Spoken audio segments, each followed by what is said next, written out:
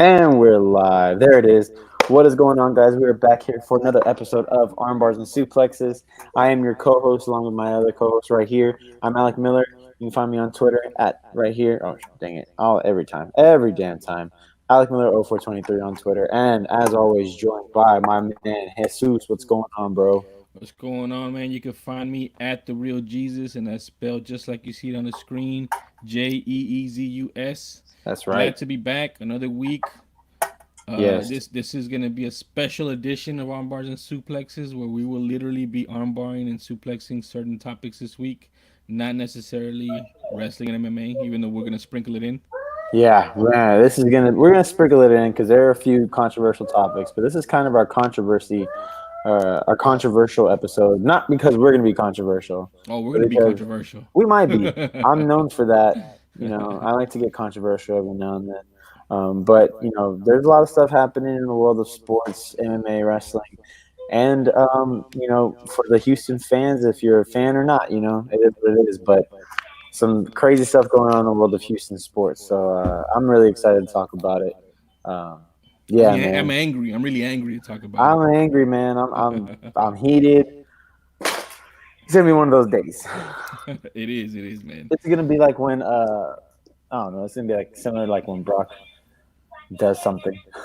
What's up, Angel? Angel's in the chat. What's going on, man? What's going on, Angel? Hopefully we can get a few more people in here. But as always, Angel is here. He's been here for the past couple weeks now with us, and it's awesome. Appreciate you, Um, man. yeah, man. Um, oh, who won the game? Which? Oh, it was the Green Bay Packers. Yeah, the Green Bay Packers won the game. That was the only game that happened on Sunday. And let's move on. Man, you know what? Let's not go into it yet. No, I was no. about to. Let's go. Let's save it. Let's save it. Let's ease into it, man. Yeah, Let's let's you ease know what? into it. Let's drop some real quick breaking news. Go ahead. Luke Kuechly retired from Yeah, the man. NFL. 28 years old. Uh, 28. Same age. Is he the same age as and Luck? Andrew Luck. No, Luck is 29 when he retired. 29. Okay, close. Yeah, but I mean, he's got a lot more wear and tear on Hmm. his noggin. That's I mean, he probably has 28 concussions. I don't that's the know. key right there, man. I mean, he's I don't know. Is he gonna be in the Hall of Fame? He was at the top of the game probably for like a 2 to 3 year stretch where he was probably the best linebacker in. Yeah, for the better part of a decade, he was one of the top middle linebackers, and I think one of the most difficult positions to play on the defensive side. Personally, is that middle linebacker because you're like the quarterback of the Of the defense. defense. Yeah, You're calling the yeah, plays. You gotta see things that other guys aren't necessarily going to see. So it's a hard position to play. However, I don't even think he's not one of the best to ever do it. mm, Probably put Ray Lewis up there or yeah. I mean, you got Ray other guys. Lewis. You got I mean, who else is up there? Would you Brian consider? Cushing. Oh no. Would you consider what's his name LT as a linebacker? He was a linebacker, Nah, he's right? an edge rusher. Yeah, but so is like Clowney. You know what I mean? Like, That's what I'm saying. Clowney is an edge rusher. Merciless is an edge rusher. yeah, more like Cunningham is the middle linebacker that I'm talking about, or yeah, but McKinney. But I'm thinking, dang, actually, it's a good question. I'm actually gonna look that up right now. Go ahead and continue the conversation. yeah, man. I just feel like it's another I don't know domino to fall. I mean he has more. I don't even know if he has more reason or not, but he has a lot more concussions for sure than Andrew Luck. But Andrew Luck does have a lot of injuries to go up there. But it's just another young guy retiring. He's been in the league for 8 years, so eight full years in the league. But he does have a lot of concussions. Hmm. But it's just a trend, man. It's a trend, and I feel like this trend is going to continue, and this is going to be a younger and younger man's game when in those positions that take a lot of damage. Yeah, man. I'm talking about like linebackers, running backs. I mean, the average time in the NFL is like I think 2 or 3 years or something like that for the average player, Hmm. and it's just gonna be difficult. Sorry if you hear my son in the background. I'm in the living room, so this is his play area. So he's having a good time just playing on his own. Hey Angel, I did see that about the drummer. I forgot his name. Neil Peart. Neil Peart. Yeah, yeah. There it goes. Parent. I don't know. We're saying it. But where would you rank him as the top drummer? Because I know not a lot of people know him, He's but up there, man. apparently, yeah, he's up there. He's up there. He's up. I just know the Travis Barkers of the world. The what's the other guy's name? The guy from the Chili Peppers. I don't know. Um, I don't know his name, but I know who you're talking about. the I'd one put that him looks up like there. the one that looks like Will Ferrell. Yeah, I'd put him up there with John Bonham from Led Zeppelin. Mm. Um, yeah, I think Neil Peart's probably pretty high ranked, And probably top three. he was fairly young too, right? He's like 68 or 69 or something like that. Yeah, you'd think he had. I don't. I mean, I don't know how his like road life was, but you'd think that he probably had a crazy life, All a those lot of guys do, partying. man. Yeah, Especially man. from that age or those years, you know. Yeah, I'm trying to see if I can find an age for him right now. I just looked him up. Let me see. He was 67. Yeah, that's pretty Yeah, young. yeah. See, I mean, relatively speaking, that's pretty young. He was only collecting Social Security for 2 years. Angel said he would be in his top three. Yeah, I'd put him up there.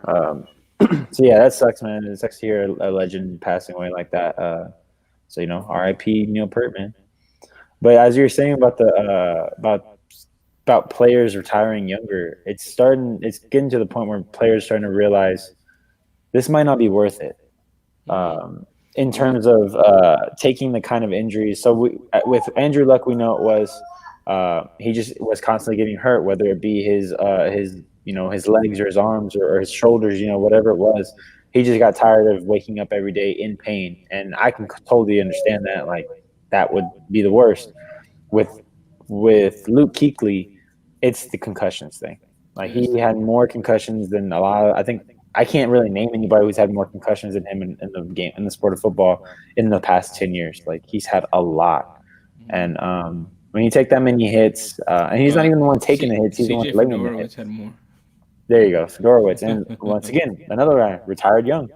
I Same. think Fedorowicz had a promising career in front of him, and Mm-hmm. he just had to hang it up a little earlier. And at least Kuechly got his. I think he got his He career got a moment. sec. He got a second contract. I mean, I think when you say that it's not worth it, I would disagree just a little bit with that because they're playing to get that second contract, and then once they get it, then they retire. You know, Yeah, exactly. Andrew looked at the same thing. So, I mean, they're getting a good 30, 40, 50 million in the bank, and then they're calling quits and Yeah. saying that from here on out, the rest of from 28 to 34 is not worth it. Like, and I probably, if you look at it, it probably makes sense. That's in football, those are the declining years where your experience has to make up for your declining physical attributes. Hmm. So why even mess with that when you already have money? Just go ahead and retire when you have your faculties about you, and your body's taking some damage, but not as much as it would take in the next 6 years because you're on the decline already. Yeah. Yeah, definitely. I'm actually looking at the top 25 middle linebackers of all time. Um, you have Ray Lewis here on this. I'm gonna go by on the ones that I know. The Ray other Lewis, number guy, one. Jack Lambert, Dick Butkus, Mike Singletary. Then you what about have the other guy that was in Carolina? Uh, the guy that played with the broken arm in the Super Bowl a couple years ago. I know who you're talking about. I can't remember his He's the name one who though. Kuechly replaced, and he kicked him out to I think strong side linebacker, and he got Yeah, why am I forgetting his name? it's not Thomas? Is it Thomas or something? I don't remember his name. No, Oh, what is Zach Thomas? That brings up Zach Thomas from Zach Thomas from the Dallas the Cowboys. yeah, and the Dolphins before And the that. Dolphins before that. Like I have James Ferrier played for the Jets and then the Steelers. And then very like at number 25 Davis, you Thomas have Davis. Thomas Davis. There you go. 25 you got Teddy Bruschi, which everyone knows Teddy Bruschi. Oh yeah, Teddy Bruschi.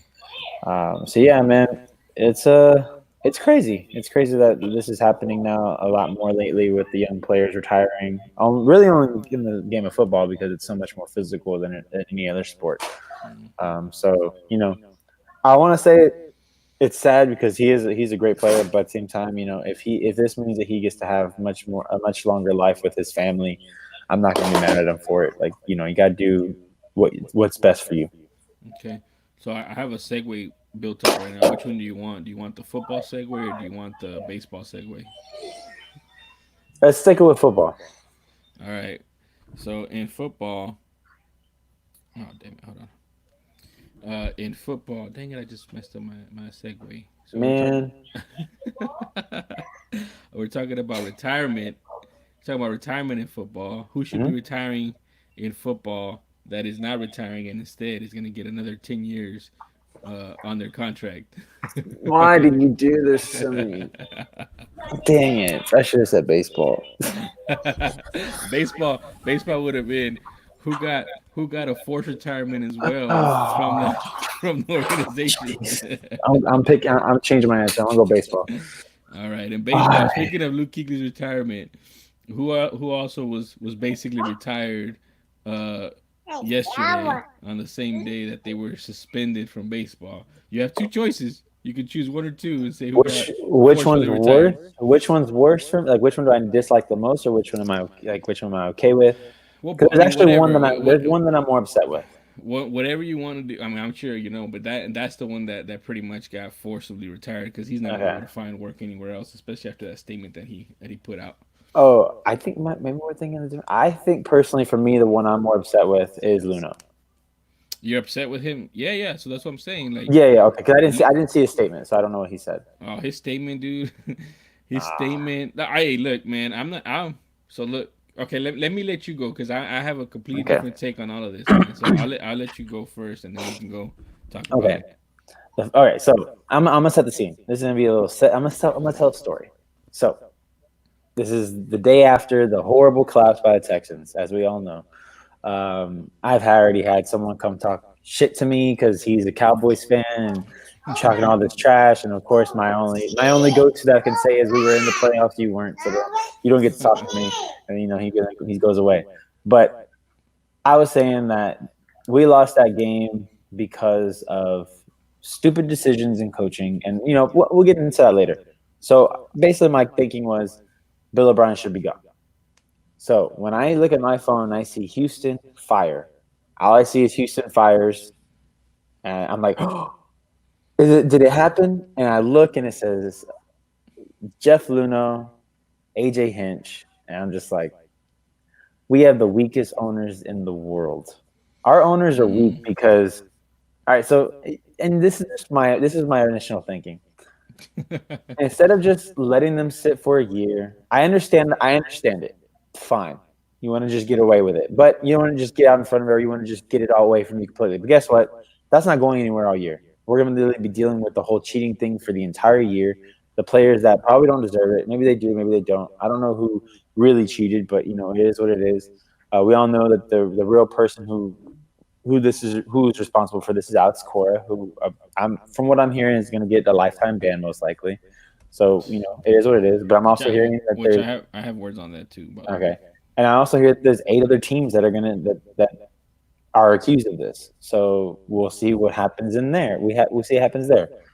But I was just thinking, like, man, like, why didn't Jim Crane just let it happen? Like, just roll with it. Like next year, even if whether we have a good season next year, a bad season, whatever. Luno put this team together.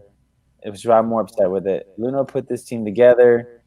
You know, we had the pieces, but in order to do what he had to do, like it's a lot AJ Hinch, but it's a lot Jeff Luno too. Like it's pretty even in who you can give that to. So I think I'm a little bit more upset about Luno because we have a lot of prospects that are in the minor leagues, and Forrest Whitley's not looking great. Actually, From what I'm hearing. actually, he's been tearing up. I think he's in Mexican ball right now. I think Is he's he a been. Mexican ball right now tearing up? Well, that's Yeah, great. That yeah, that he's that tearing it up. Yeah. all right. That lifts my spirits because Hmm. in the season during the season in the minors, he wasn't having the greatest year. It was seeming like he was going to maybe have to spend one more year in minors, and maybe he will. But it is what it is. But I don't know. I guess I was just more upset about Luno. I kind of wish that you know things turned out differently. I don't like what happened. But I also don't think that this is that big of a deal. I think this is being made to be a bigger deal than it actually is. Um, Maybe that's the homer in me or it's not. But I mean, everyone cheats in every single sport. You're not getting rid of cheating in sports. Like it's extremely because there's so many teams that you're not paying attention to, that are trying to get the edge up on other teams. Look at Mm-hmm. Bill Belichick. Bill Belichick's been ruling the NFL for years, and he's still looking for another way to get an edge up on the competition. He was just recording the Bengals of all teams this past year. Like, why do you really need to get an edge up on the Bengals? But but that's my point, is that teams are always trying to find extra leg ups on other teams, and the Astros found one that hadn't been explored, was probably explored, but not explored to this extent. They were successful. I don't believe that's the reason they were successful. It just so happened that they were successful while they were doing this. I think that when you look at the numbers, and I'll pull up like Big Sarge's tweet and a bunch of other tweets that I've seen, that like this is the reason why the Astros won. But let's ignore that fact for this narrative. And that's the unfortunate part about sports, is it's all narrative. This is the narrative that we have to follow right now. Yeah. And like, how dare other teams, like, well, not how dare, I shouldn't say other teams, but how dare Yankees fans? You don't get to act all high and mighty when the majority of your locker room was juicing at the time and at the height of their powers. You know what I'm saying? Like, it's ridiculous. And baseball is known for dark history. We know this. Like, baseball is like one of the sports that didn't allow didn't allow blacks to compete for a very long amount of time. And really, the only reason, if I'm not mistaken, that's probably why the Yankees fell behind for so many years, is because they weren't allowing blacks to play on their team. Uh, because they were like, oh no, this works. The whites work, and then eventually they couldn't. They realized, when you eliminate half of the talent pool, you're gonna have a harder time to win. So the Yankees fans, yeah, they're real quick to forget about their dark history. That's the problem, man. Like, it's kind of annoying. Um, we're gonna deal with it for the entire year. I love when someone was saying that this is gonna have, that the Astros are gonna get it in every stadium. They get it, and then what? And then what if when the Astros go there and they give it to y'all? Like, they destroy you. Come with that? Like my man Shannon Sharp says, you better keep that same energy, because Well, it's gonna be a long year, man. but wait, they already we literally just saw that, because for a fact in 2019 they didn't cheat, and we gave everybody the business in 2019. Yep, Everybody, because the man who cheated was gone. So I mean I think next year's gonna be a lot more of the same. So man, there's a lot to digest there, man. But I'll say a couple things. Good. One, to answer your question, why Crane did that. I think Crane kind of had to do that. I'm not 1,000% certain, but I'm pretty certain that his uh, financial and business career before owning the Astros, he had some controversies within his organization. And I mean, I'm talking about like legal stuff that he Hmm. was doing or wasn't doing, and he had to rectify or what have you. So, and if I'm not mistaken too, that's kind of on top of the sale, what MLB used to kind of force his hand to move from the NL to the AL. They wouldn't approve the sale because he was kind of like, I don't want to say he was a borderline owner because of the controversy or what have you, but he was a I guess he probably wasn't the best candidate that the MLB had in mind. So they kind of used that to kind of, I guess, push the sale through, and use leverage on him. So from Crane's standpoint, if you look at it as a business owner, he's a business owner.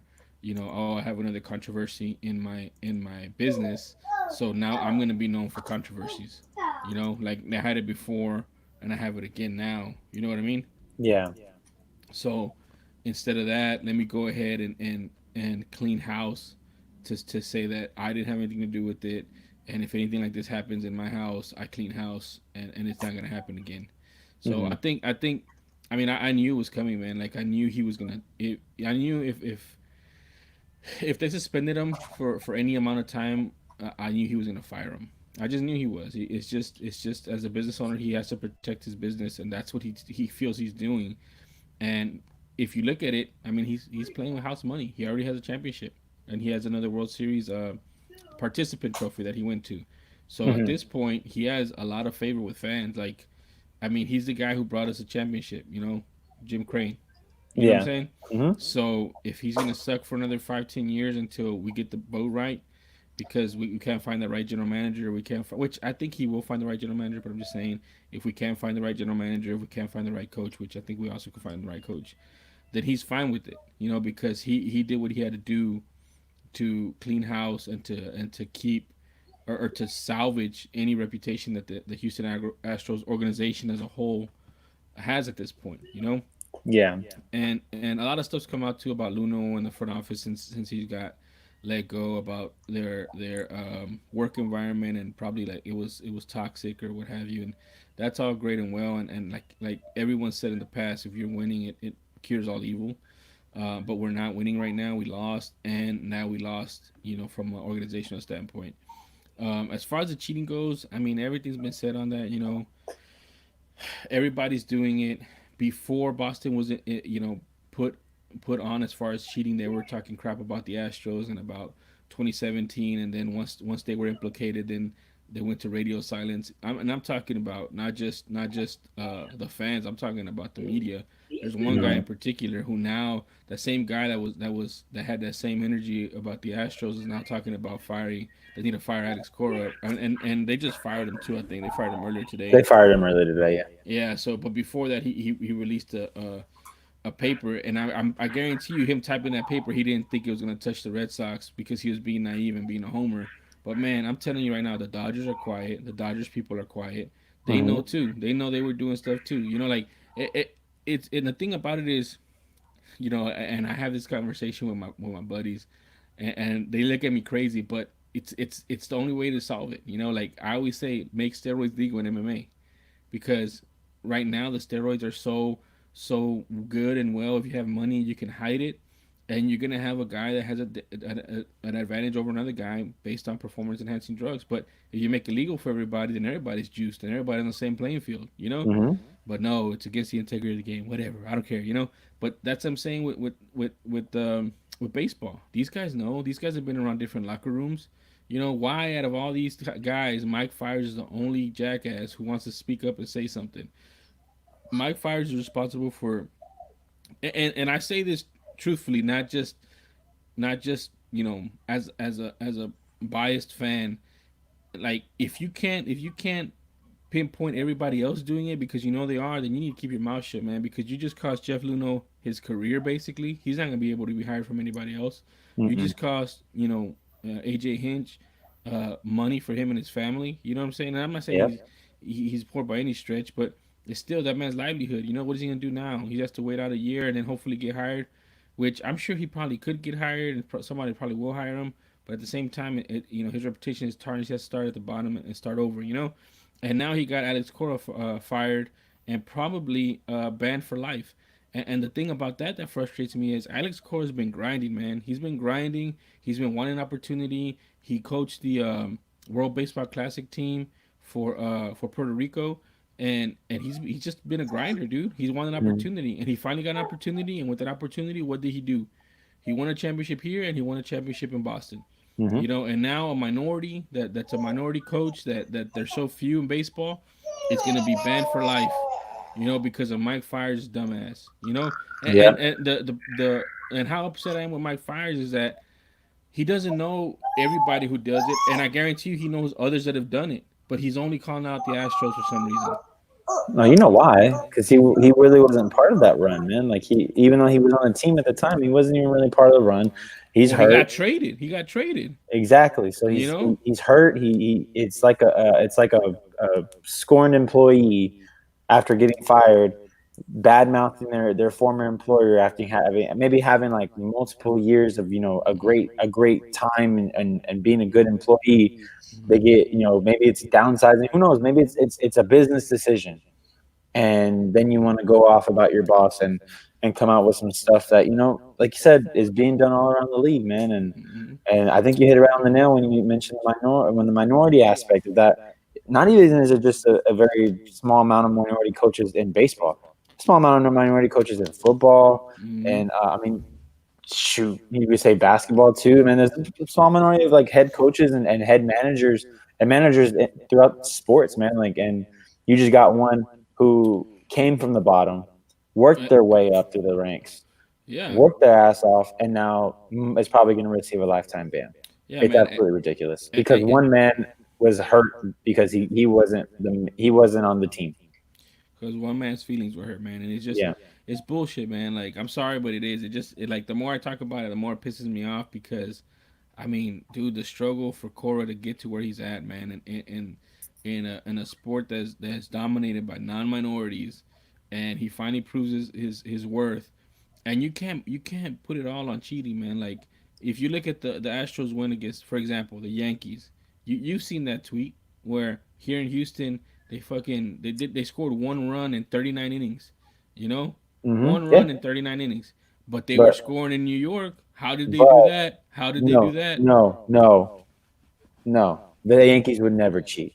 I mean, the Yankees are absolutely amazing, and the only way you can beat them is if you cheat. That's the only When you way. put those Don't forget, there's pinstripes also on, the when you put those pinstripes on, you're you're above perfect. reproach. Yeah. Exactly. Don't forget, there's also that GIF of a Yankees coach with two players. I think one of them is Judge. Yeah. They're literally looking at prints of the game that's currently Mm-hmm. happening.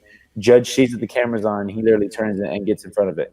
But let's not talk about that because that doesn't work for the narrative because the majority of people that are in the national media Yeah, are New Yorkers, are Californians. So we're not yeah. going to talk about that, but we No, can attack the smaller markets like the Houston Astros, or if and this was because I think I heard Milwaukee's another name on the list too. They'll probably go after Milwaukee like crazy. They haven't won nothing, but we're gonna go after Milwaukee like crazy. But if as soon as LA and New York shows up on the list, oh, bury the story because that's just how it is now, man. Like the entire media is New Yorkers and Californians. It is what it is, and dude, it sucks. dude, and the thing is like, man, like, did you see that tweet by you, Darvish? No. He's talking, and so Oh, that he wants the that he wants. ring, that he Yeah, wants a ring. I'm like, man, you know how much bullshit that is, dude. I remember on that last game when we fucking teed off on his ass. wasn't that in LA? Yeah, number one. So Number two, what was the no, number excuse? two. After the game, he said he didn't have anything else. That he gave everything he had in the game before, so he was just going out there to see if he could do anything. So when you don't have nothing else in your arm, you got dead arm. You're gonna get lit up in MLB, man. Especially in the freaking World Series, dude. Get It's out of here with ridiculous. that nonsense, dude. Get out of here with it. Just It's and ridiculous. and then the second thing about that, the same thing is, man, why can't Houston enjoy a freaking championship, man? 90, 93, 94, 94, 95 Rockets, Clutch City. Oh, but Michael was retired. Oh, but Michael was retired. So if he would have been there, he would have won. You know, What would have been the excuse if the Texans would have went to the Super Bowl this year? Mahomes got hurt this year. Mahomes Brady, got hurt Brady, this year. Brady was out. Brady was Brady's out on of the it. down. It, uh, Aaron Rodgers is with a brand new coach this year. It's always something, man. When That's it what I'm comes saying. And man, they can. I don't care what they say, man. In 2017, we kicked ass. Those guys. The pitching was on point. So I don't care what they say, man. They can say what they want. yeah, 2019, what happened? No cheating, no Alex Cora on the bench, and we whooped their ass. and, and And yeah, the World Series, we lost. We lost to seven. We lost at we home. almost won, dude. Hold on, and we lost in one of the weirdest, never before happened in the history of losing Seriously, every home game. all home teams. All home teams. That's what I'm saying. So it's like, no man, this team is good. This team's solid. They're gonna be good. They're gonna be solid going forward. It sucks they took away our draft picks, which I don't think Crane is gonna appeal it just because, like I said, he doesn't want that stigma No, on his organization. But they should, man. I think They we should. I should. think you should. You could probably get at least maybe a pick back. Something back. I don't know, man. Well, we're gonna get one of those picks back for losing Garrett Cole. We're gonna get one of those back for losing Garrett Cole. Compensatory pick. Yeah. All So, right, man. uh, Well, you heard our thoughts on the Astros, guys. If you're Astros fans or you're not Astros fans, what do you think about this controversy? And if you want to, we can go at it on Twitter. Hit me up, hit him up, and we'll give you the business. well, I'll Uh, give you the business right now. I mean, Hey, I'll see you the link. You want the link? the other thing too is, man, we got to shout out to Locked On Astros. They've been on point with the Astros coverage since it went down. Yeah, man. So Locked On Astros. If you guys aren't on the podcast, listening to that podcast, it's Eric Heisman, and he does a great job on it. So we kind of stepped on Oh, his toes a little bit here. someone tweeted me, man. Because I think I tweeted. All right, so this is breaking news apparently to me. So I had tweeted out this thing saying that, and Someone tweeted it's from the Tom Verducci writing at Sports Illustrated. I had retweeted it. It said, "In the kind of informational archaeology reminiscent of the steroid era, baseball is learning what happens when gaining an edge, quote, pushes into new frontiers." Two sources familiar with the investigation, which lasted 3 months and included more than 70,000 emails and 60 interviews, said various Astros personnel told MLB investigators about 8 other teams who used technology to steal signs in 2017 and 2018. All right, so we knew this, right? So Yep. I had tweeted to no one in particular. I was just replying to this tweet from KLK Dave. So shout out KLK Dave. Yankees and Dodgers fans. It's from me. Yankees and Dodgers fans better hope they aren't one of the other 8 teams involved, because I swear I will not let that shit go. And then someone tweeted me just now this screenshot from Bleacher Report. It says, predictably, nobody in the game is willing to publicly finger those who are cheating or those whom they believe might be cheating. But given assurances of anonymity, several league sources indicate the Astros, Dodgers, Red Sox, New York Yankees, I can't tell you and that. Arizona Diamondbacks have been especially adept with technological surveillance. One source mentions the Cubs and Washington Nationals dabble a bit, but not as much as others. Another source says the Indians, while still another notes the Toronto Blue Jays and Texas Rangers were suspected as well. So those are a lot of heavy hitters in there. Listen, man, if you got a payroll north of like 160 million, the Dodgers are over 220 million, I think. No You cap. better believe, you better believe they're doing everything possible to win a championship. Same with the Yankees. Everything possible. There's so much pressure. We don't understand that pressure, man. Me and you, we don't understand that pressure.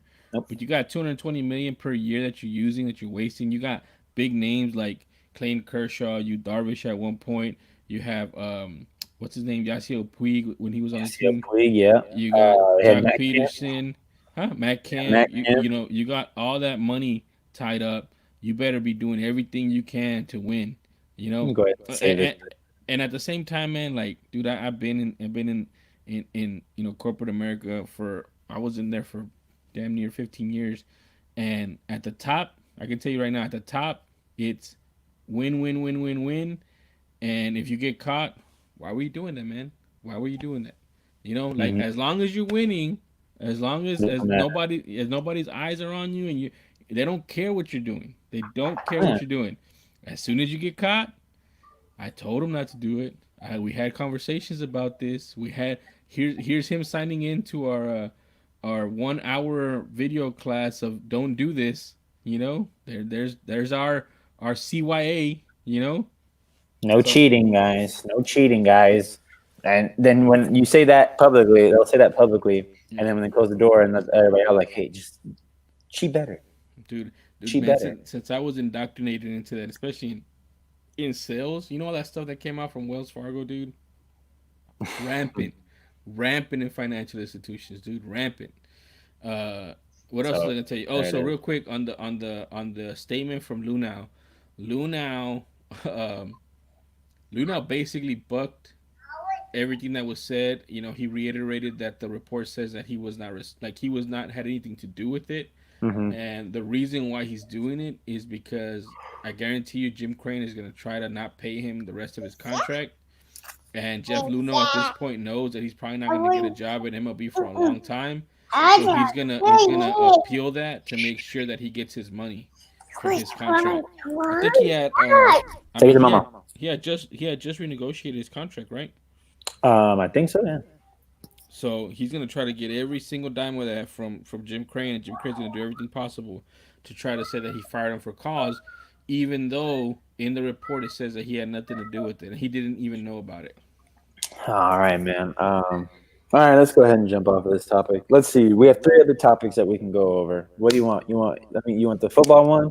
No, I think You you need want to. the MMA one? I think you need to calm down on that football one, man. Because when you get on that football one, man, it's gonna be too much right now. We're gonna talk You, about it. I know, but you just need to. All You right. need to. That's what I'm saying. I'm gonna let you dealer's choice. I'm gonna let you choose. Football, MMA, or wrestling. Let's do wrestling, man. All right. So, and we don't talk about this company very much. So, I don't know if you've heard of a little company called Impact Wrestling.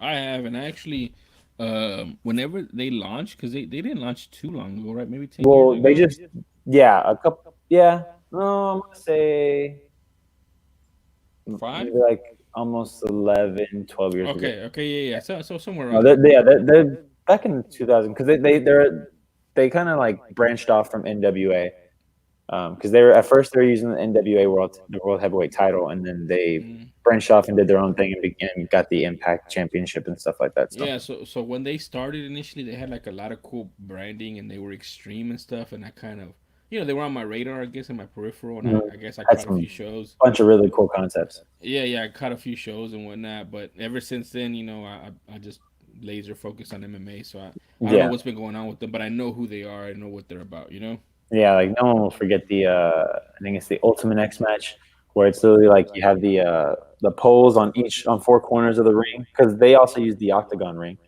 Um, and then they had the four corner. They had like four corners with super high poles. They'd string up four ropes, I guess like ropes, but like super tight where you can climb on them. And they Hmm. put the title in the middle. Where they would cross, and they put the title in the middle of the X. And you had to go and climb that and basically make your way and get the title. It was really cool. It was actually a really cool concept. A lot of great matches came from that. It's called the Ultimate. I don't want to say Ultimate X match, but I might be wrong. So yeah, they had some really cool concepts. AJ Styles is from there. Samoa Joe's from there. A lot of great stuff that came from Impact. And lately they've kind of they hit their sometimes they have a high and they have a low. And right now they're coming from the low, but they're on the high because you have guys like Sammy Callahan. Uh, Hmm. I want to say dang, I can't even name a lot of people there. Joey Ryan, and some guys there. And then the main one though is the women's division. Their knockouts division is actually really good. They have Tessa Blanchard, Taya Valkyrie, Hmm. Rosemary, who's one of my favorite superstars, Jordan Grace, Kira Hogan. So many people, man. So many women that they're really having a good run. Um, So Tessa Blanchard is the one that's really come out. She was actually a knockouts champion for a while, but she lost it to Taya Valkyrie. But lately, she's been having a program with Sammy Callahan. So Sammy Callahan is the Impact World Champion. Tessa Blanchard was going after him before he became the Impact World Champion, and now she's challenging him. She was challenging him for the belt this past Sunday at Hard to Kill. So it would have been the first woman to hold the Impact World Championship if she won. So a couple days before this happened, she sent out a tweet saying, um, you see, let me see. I want to pull it up because I don't want to misquote anything that came from here. So let me just get up the Tessa Blanchard. Uh, and also, I don't know if you've ever heard of Tully Blanchard, but she is the daughter of Tully Blanchard. He was one of the original horsemen. Oh, I didn't know that. Yeah, man. So So she's legacy. yeah, she's legacy, and she's fantastic in the ring. She's amazing. She's big and strong, but can do the moves that she needs to do. Let me see. Let's see. Bully stuff. All right, so I'm trying to make sure I get everything because she tweeted out something that was interesting. So let me see if I can find it. I want to find like all the. Here we go. I think I found the. Oh no, this is a YouTube channel. Damn it! It's not what I wanted. Man, why I should have pulled this up earlier. So anyway, she had sent out a tweet basically saying that women should, like basically saying like you see what happens when women support women, like do that more often, kind of thing, saying that women should support other women and you can achieve great things. Oh, here she goes. Here I go. I found it. So she said, "Stupid ad." All right, thank you. She put, hey women, try supporting one another. Cool things happen. So basically, what happened for that was people came after her, basically. So Chelsea Green, who's currently in WWE, said, tweeted her back, and not subliminally, like this is straight up replying to her. Hmm. Said, "You've constantly put down, bullied, and belittled countless female coworkers, including me. Is that support?" And then we have Allison Kay, or Sienna, so she also goes by currently in NWA. She put, "Remember when you spat in a black woman's face and called her the N word in Japan? Was that you, quote unquote, supporting women? The audacity of this tweet." And then right after that, Chelsea Green tweeted a GIF of Pete Davidson going, "I remember that." So basically, saying that she remembered that. Then we have Priscilla Kelly, currently of Major League Wrestling and current and other independent promotions, saying, "Remember publicly putting me down on Twitter last year for something that didn't involve you whatsoever, then continue to drag my name to other people for it. Pepperidge Farm remembers. You should probably delete this tweet." And we have another one. It They're just getting. I basically, feel. Hold on. I feel like they're getting better and better, man. yeah, man, they're getting pretty crazy. So she put uh, this person, Casey Michelle, says, "Sure, hun. She bullied Renee Michelle at an indie show, and they had a tussle of some sort. I figured people involved in it would know more details." Uh, and then Tessa Blanchard finally responded to Chelsea Green saying, "I've never been anything but kind to you. I've dealt with mean girls since I started. Not saying I'm a saint. Hell, I've had my ups and downs and I've made silly decisions. Such is life. You have zero merit in your comments. Instead, putting me down here for a little clout. You've got my number." And then she had some people come into her support. Uh, Moose, who's currently an Impact superstar, saying, "I guess you and Chelsea," back to Allison Kay, said, "I guess you and Chelsea Green are absolute angels with a clean pass. The timing of these tweets from you guys shows a lot about your characters."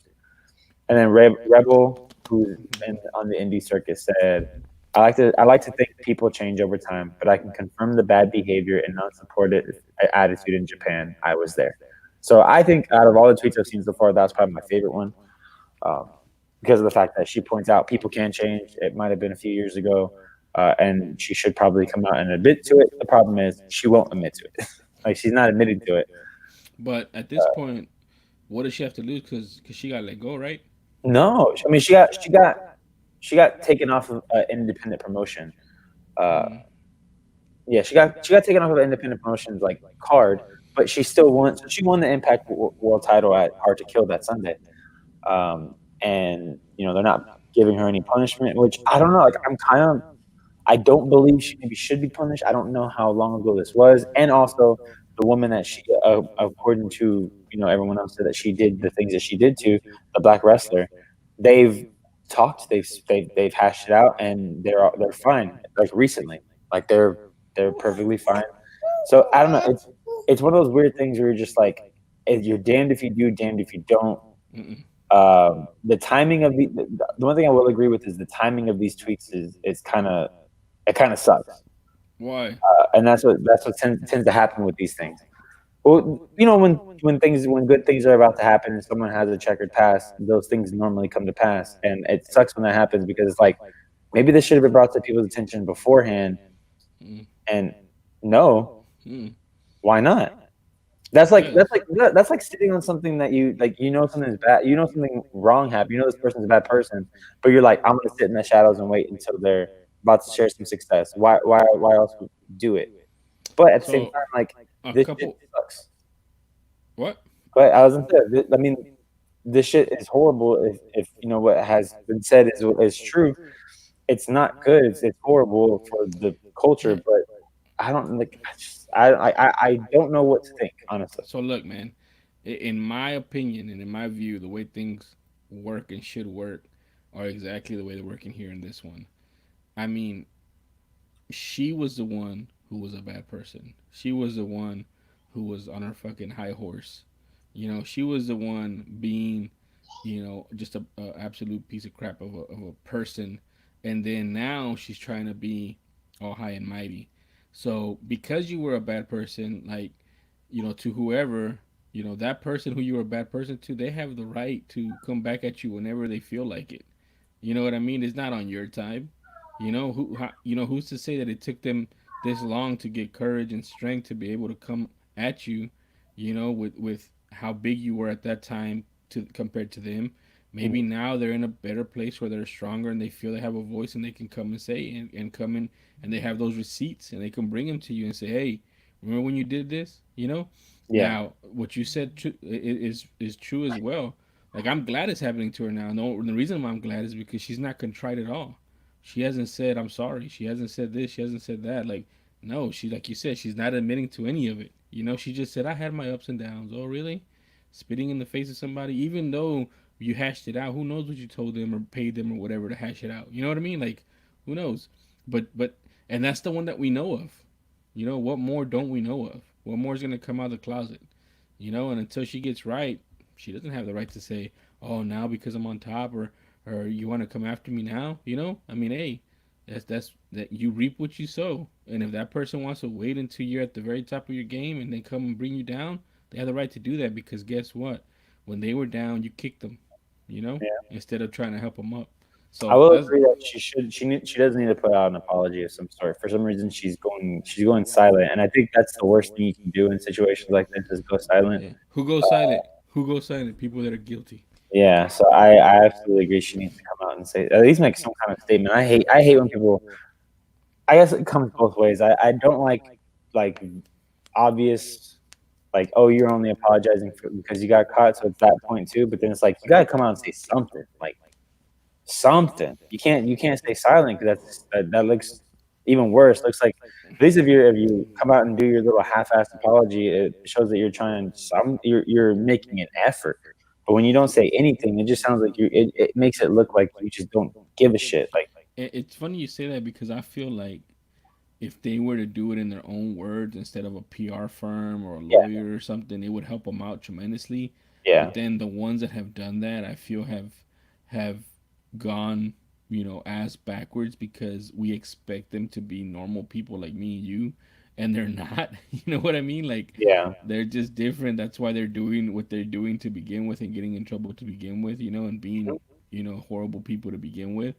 I mean, like, look at that Harvey Weinstein stuff, man. Like, he's trying to rip apart the people that are accusing him. You know, you know yeah. what I mean? Like, Discredit the accuser. yeah, and that's just, it's horrible, man. That's what I'm saying, man. Like, at this point, and that's the thing too. Like, I tend to side with people that have been wronged, and at the same time, like, I feel like there's a bigger story. I mean, how many shows has she done, dude? How many new wrestlers, women wrestlers, have come in with her? How many has she taken advantage of? How many has she like put down? How many has she put down to put herself up? You know what I'm saying? Like Mhm. these things, especially with all these tweets, they're not isolated incidents, man. This wasn't a one-off thing where she had a bad day. This is more than likely the what is it called? The rule, not the exception. You know what I mean? Yeah, So that's what I'm saying. Like, and again, if she were to come out immediately and say, "Hey, I'm so sorry, I messed up," I'm gonna do better, and I'm gonna do something so that I can help, and so things like this don't happen again, or so I could use my name and my legacy, the legacy name of my father as well to pull up women wrestlers and do more for the women wrestling community. Okay, damn, you sucked, but now I know you're actually trying to do something, instead yeah, of, oh, I had ups and downs and just like everybody else. No, man, your down is putting down people and yelling, profanities and racial slurs at them, and spitting on them. hmm That's not my down. That's not my up and down. You know what I mean? Like, she just doesn't get it. She's out of touch, and that's what I'm saying. Like, these people are out of touch when they're caught in the crosshairs. In other words. All right, man. That's yeah. that's enough of my rant on that. All right. Another little like kind of crazy thing. I don't think it's much of a controversy, but I think it's kind of crazy. David Benoit, the son of Chris Benoit, has come out and said that he wants to wrestle under the name Chris Benoit Jr. Hmm. and wear his dad's gear. So I don't know who this guy's like, who's in his ear, but how are they not telling him this is a bad idea? Like, this isn't a good. And you're not like he's not to blame for what his dad did, No, no, but and why? no Why? way Why would you? people. Like, you don't need his name for people to know. I mean, how many Benoits are in there in wrestling? You know what I mean? Mhm, Like there's only one. you could just keep your name if you wanted to. But man, I don't know, man. Like, as soon as you said it, I was like, nope. You know, Chris like Benoit, yeah, man. Like, all right, so because there's two things, two like areas of thinking when it comes to the Chris Benoit thing. So I guess we're gonna go dark here. Um, so for those who don't know, I don't know how you don't know, but if you don't know, Chris Benoit is infamous for murdering his son and his wife and then killing himself. And they opened up his brain. When they opened up his brain, he's basically mush. dude, I think it's one of the worst cases of CTE, right, or something like that. Yeah, it's like they said that his brain looked like he was an 80-year-old man, if I'm not mistaken. And he was 45. Not even, not even. Yeah, I think so. He was Was like he 45? I thought he was younger. I thought he was like in his like late 30s no, he was because 40 he was the 43. same age as Eddie at that time. Eddie was 43, I think. At the time, Yeah, hold on.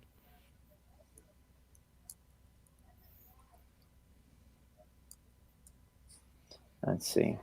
He died, I Oh think, yeah, he's dead at 40. 40. Yeah, so see, Oh, he was 40. 40. Yeah, so he's 40 and basically had the brain of an 80-year-old man. They said when they opened his head up, it was basically mush. So it comes to the point of what was it? You know, there are people that try to argue that he's an evil man. That's where I'm like, man, no, I think it was just the fact that no one knew about CTE, and he was doing the flying headbutts every night, Mm-hmm. like legit hitting his head onto his opponent's shoulder. And I'm not talking, and maybe he tried every now and then to stop it, but a lot of times that head was hitting that shoulder. Um, It was a concussion or a small concussion or a micro concussion, as they call it. so I Um, don't necessarily, and maybe this is controversial to say, I don't necessarily believe he was an evil man. I think he committed an evil act. yeah, Uh, look, it says that real quick, just to read the sentence. Benoit's brain was so severely damaged it resembled the brain of an 85-year-old Alzheimer's patient. You Not know, just an 85-year-old man, 85-year-old Alzheimer's patient, which is way yeah, worse. and he was on Xanax, hydrocodone, oh damn Yeah, it, and hydromorphone. Were found as therapeutic rather than toxic levels. So he was trying to what is it called, self medicate self-medicate. for something that even to this day is not even well researched. I mean, back then it was what, 07 or something like that. Was that right? With the lawsuits, or when he did what he did. Yeah, I don't remember. I think it was 07. Was it? So I mean, yeah, it was 07, June 24th, 07. So Mm-hmm. that's 13 years ago, man. I mean, the little that we know now, was in its infancy back then, man. Yeah. So I don't know, man. It's just I don't know. It's tough, and why would you want to? I mean, I know it's his dad, but why would you want to bring that back? Hold on. Whose son? Chris Benoit's son. So he has another son? He had an older son. Oh, he had an old. That's He, right. killed, That's right. he That's murdered right. That's right. his old. He murdered his youngest. That's right. That's right. So I yeah, think his man. youngest was like 5, something like that. Yeah, man. Yeah, So man. yeah, just I think it's just a bad idea. I wish you would not even consider that. I would guarantee that's basically guarantee you're not going to be in the WWE because the WWE does not acknowledge Chris He Benoit at all. he was 7. The He was son's 7. 7. Yeah, they don't. The WWE doesn't acknowledge Chris Benoit at all. They still air his matches. They still have his matches, but his name is nowhere in the histories. You can't search up a Chris Benoit match on the WWE network. It's not possible um, because of what he did. I don't even know if I necessarily agree with that. I think it was kind of a overreaction because of the fact that when I don't know if you remember when the news came out, it was announced that Chris Benoit and his family had been found dead in their home, and that was that weekend. And we found out that Sunday and that Monday they had a memorial for him, and then Hmm. like a day later, uh, it came out what actually happened. Yeah, but it also came out that They had to that retract. They had to like redact their like whole memorial for him. yeah, but it came out that Vince knew about it, right? Right when it happened. Oh, I don't even know. That might be news. Yeah, yeah.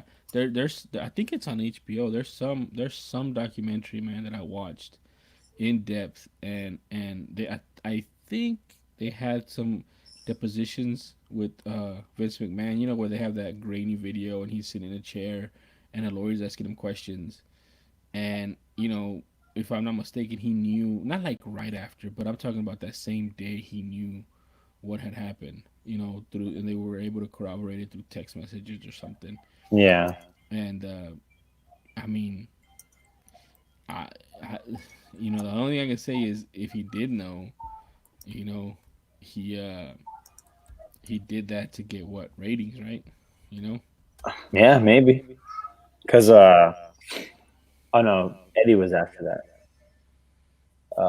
Yeah, I think Eddie was after that. Eddie's was the actual sad one, man. That one I still cry when I think about Eddie's. When I watch like Eddie, like old like Eddie memorials. Oh man, Mm-hmm. it sucks. And Eddie was amazing. All right, so what's It was next, on. man? It was on Vice. The documentary was on Vice. All right, I'm gonna check that out. What's next, man? MMA? I mean, MMA or football? Um, Are let's we gonna do. Are we gonna save the football one? Yeah, let's do football for the end. All right. There's also something I want to talk about on that one too, just like I did about Alex Cora and the minority thing. So let's talk about MMA. Oh yes, we can talk about that. I want to talk about that too. We might talk about that before we talk about the the team that we really want to talk about. All right. That Uh, I don't think there's gonna be a lot of controversy with that one. That one's just gonna be us ranting because we're angry. yeah. Well, no, there's some. There's some. Okay. All right. So MMA. What's going on with in the world of Connor? In the world of Conor McGregor fights this weekend. Yes, he does. Controversial. Why? Because he's under investigation for a plethora of things. I mean, from rape allegations to uh, domestic violence. And he just had an interview with Ariel Hawani. I believe it was yesterday. Did Yeah. you did you get a chance to see it? I haven't watched it yet or listened to it. So I watched some of it, man, and some of it I was just like, man, this guy, like, and man, like Ariel Hawani, dude, he I don't know, man. I don't know. I can't talk. I've never been to those heights as far as being, a famous reporter who gets to do what he loves to do, his passion at that level, Hmm. and also being that he's touched fire already by getting expelled from the UFC. Yeah. As far as like being an insider because he broke the Brock news, and Dana White being so vindictive and holds grudges. Maybe that's why he's playing nice and lobbing softball questions to him. He did ask him about it, and Connor just said he denies it and that there's evidence that's going to come out and he's going to be exonerated, which which is nice and well, to say because you can say whatever you want, you know. Yeah. Nobody's going to come back at you right there, and it just I mean, how many dude, how many people saw that interview and like, oh, see, he's going to be exonerated. Let me go ahead and buy this fight, you know. Yeah. I mean, a lot of people, a lot of casuals are gonna do that. Oh, he said he didn't do it. And he seemed contrite. Whatever. I don't know. Whatever. So softball questions. One thing that did pop out to me, and it was a funny retort from Ariel. Uh, Conor McGregor is dead set on wearing boxing gold around his waist. So he said he knows for a fact that he's gonna have a boxing world championship around his waist at some point. and Okay. so and so Ariel said, "Does that mean you're gonna have multiple fights?" Basically, because he lost to Floyd. Like he's gonna has to get a win to get a championship fight. Yeah. And he started laughing and he said, "No." You know. Hmm. So that just should tell you what his mindset is. Like he wants to cut the line and just have championship fights. You know what I mean? He also said something controversial, even more controversial. But I don't really care about it. That I think 2 days before the Khabib fight, he was drinking alcohol. Oh, Yeah, really? yeah. So Jeez. yeah, like Like, I, this guy, it, man. that's what I'm saying, man. Like, This guy. and and so now he's saying that he's clean and this and that. But just a short while ago, like what? 9 months ago. What was it, in April of last year, where he punched that guy upside his head, that old man? Yeah, with the Well, phone. yeah, Oh you no, know, no, when he no, sorry, punched the the, phone thing was something else. Yeah, yeah, you just hit him in the fucking head, side of the head. Yeah, yeah, yeah, and that was in April or May, if I'm not mistaken. So yeah. I That was mean, recent. yeah, I don't know, man. I don't know what to believe with this guy anymore. He's just controversy wrapped in a ball, and he sells pay per views. So that's Hmm. going down this weekend. I anticipate the controversy to ramp up the next couple of days, because there's a press conference on Wednesday. There's an open workout on Thursday, and then there's the weigh-ins on Friday. So we'll see, man. We'll see. Yeah, man. I'm just ready to get some UFC back into my life because I feel like it's been forever since we've gotten it. Um, so I want it. I'm already ready for it, but like you said, I'm just hoping that that Cerrone knocks him out.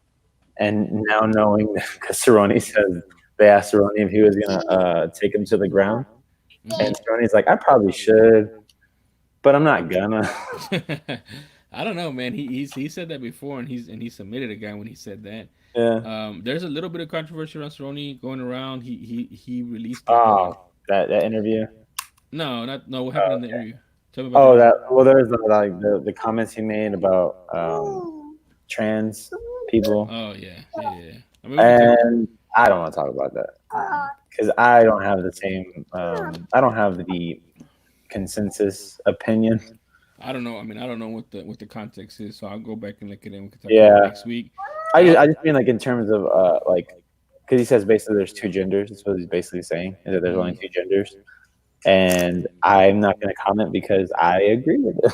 Like it is what it uh, is. Like I think that you can't argue with science. yeah, I mean, I don't know. I mean, I sit on that same fence, but I also sit on the fence of just. I mean, if whoever wants to do whatever they want to do, let them That's do it. that's the other thing. Yeah, But I just don't. like I I'm don't. not going to get mad at you because you think you're. Yeah. No, I no. don't. I don't subscribe to that thinking. But if Mm. you do, all power to you. It doesn't affect me. It doesn't affect my Yeah. life. Well, the only thing that it affects you is if they try to force you to do certain things to. I don't know. I mean, I don't know. That's what I'm saying. I'm on the fence It's if about it. laws start getting passed. So like if you like, Mm, oh, I have to think this way. If you don't yeah. think this way, then you're gonna get locked up in jail. Then we have a problem. But until then, Yeah. Yeah. I don't care. Do whatever you want. I don't know, man. It's just a lot of stuff with that, man. That's Yeah. a touchy subject. I don't Yeah. really want to get into it. Yeah. My Exactly. my you went way off the controversy, What's deep controversy? in.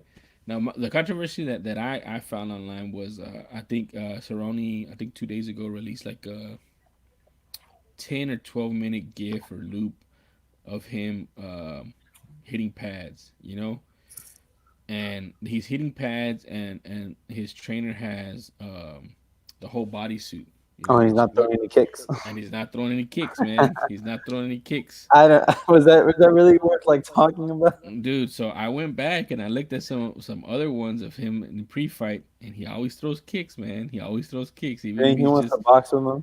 I don't, man. If he does, I mean, I don't know. I don't know. I don't like what this is looking like for Cerrone, I man. want to see Connor eat a nasty front kick. I just want to see Cerrone kick like 10 times and then take him down and submit him. That'd be great. Yeah.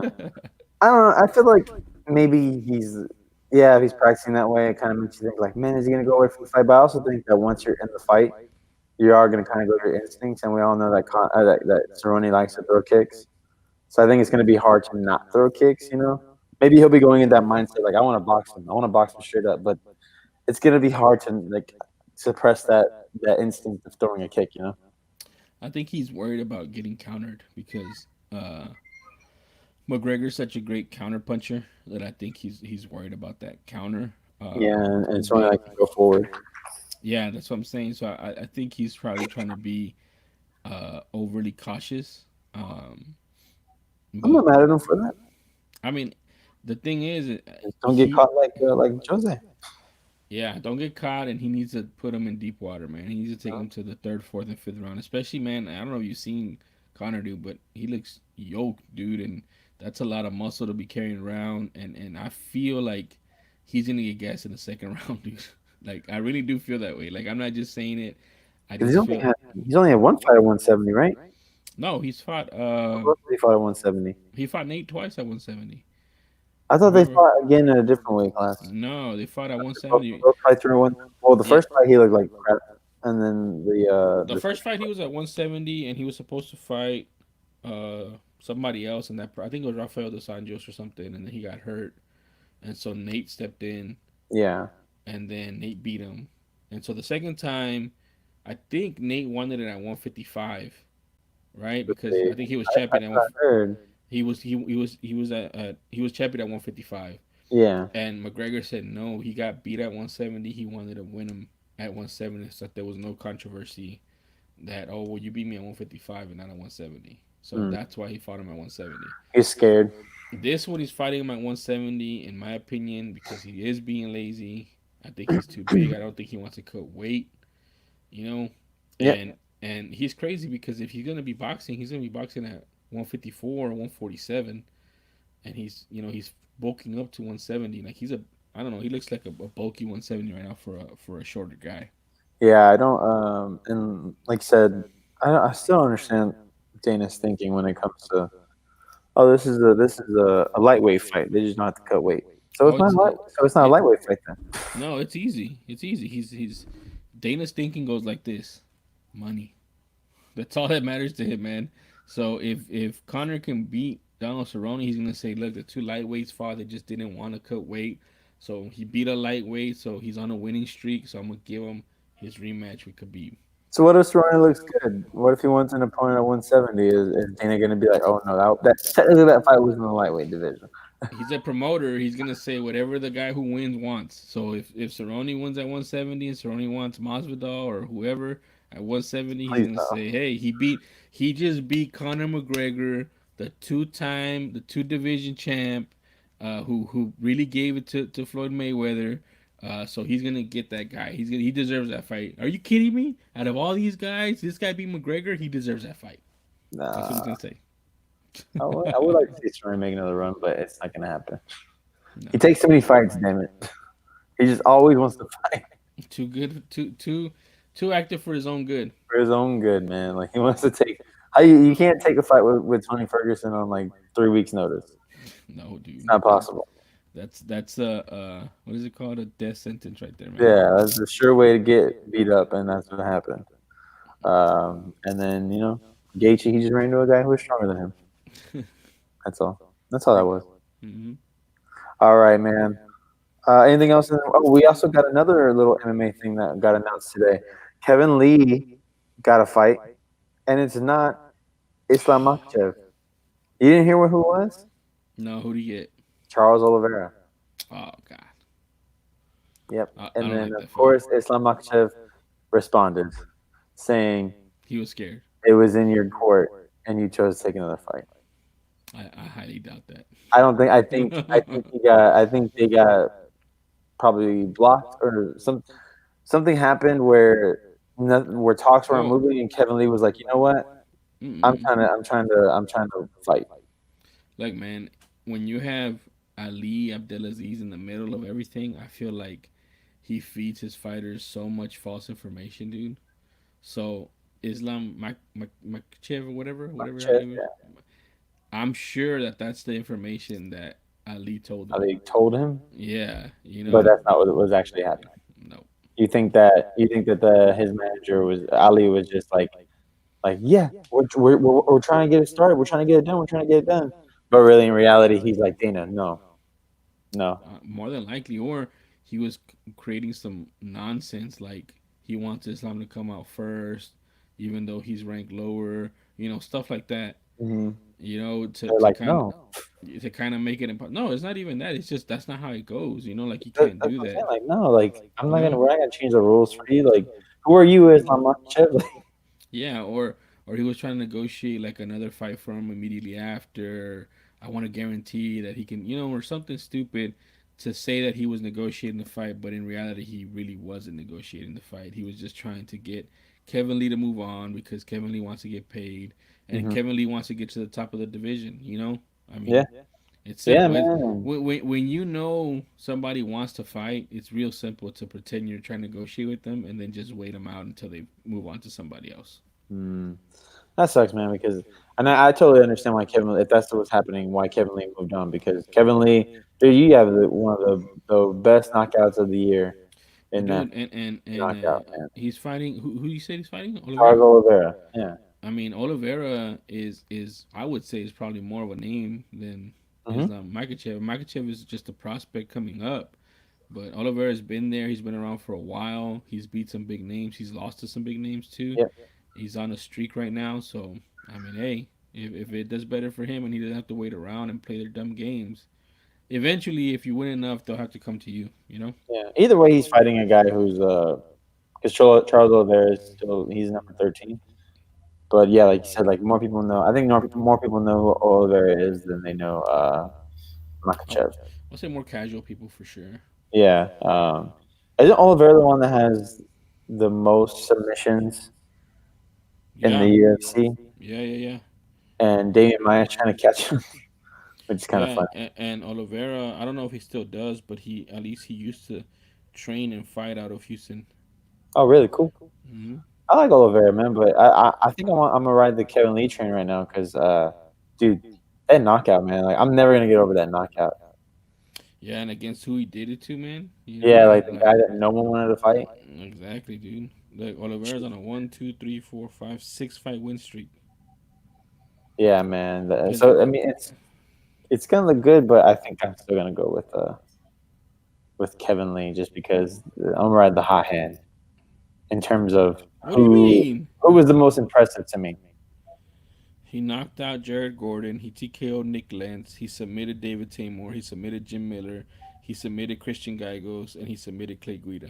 And what does it tell you when the guy who is on a 6 fight win streak is still ranked number 13? That's true. But Uh, remember, I told you that when you're in that like 8 to 13 range, it's really hard to move up because nobody wants to fight you, and you're fighting like once a year. hmm. But Oh when it, wow, this is the fight that's in Brazil also. ooh, Okay, never mind. I gotta reevaluate now. That's tough, man.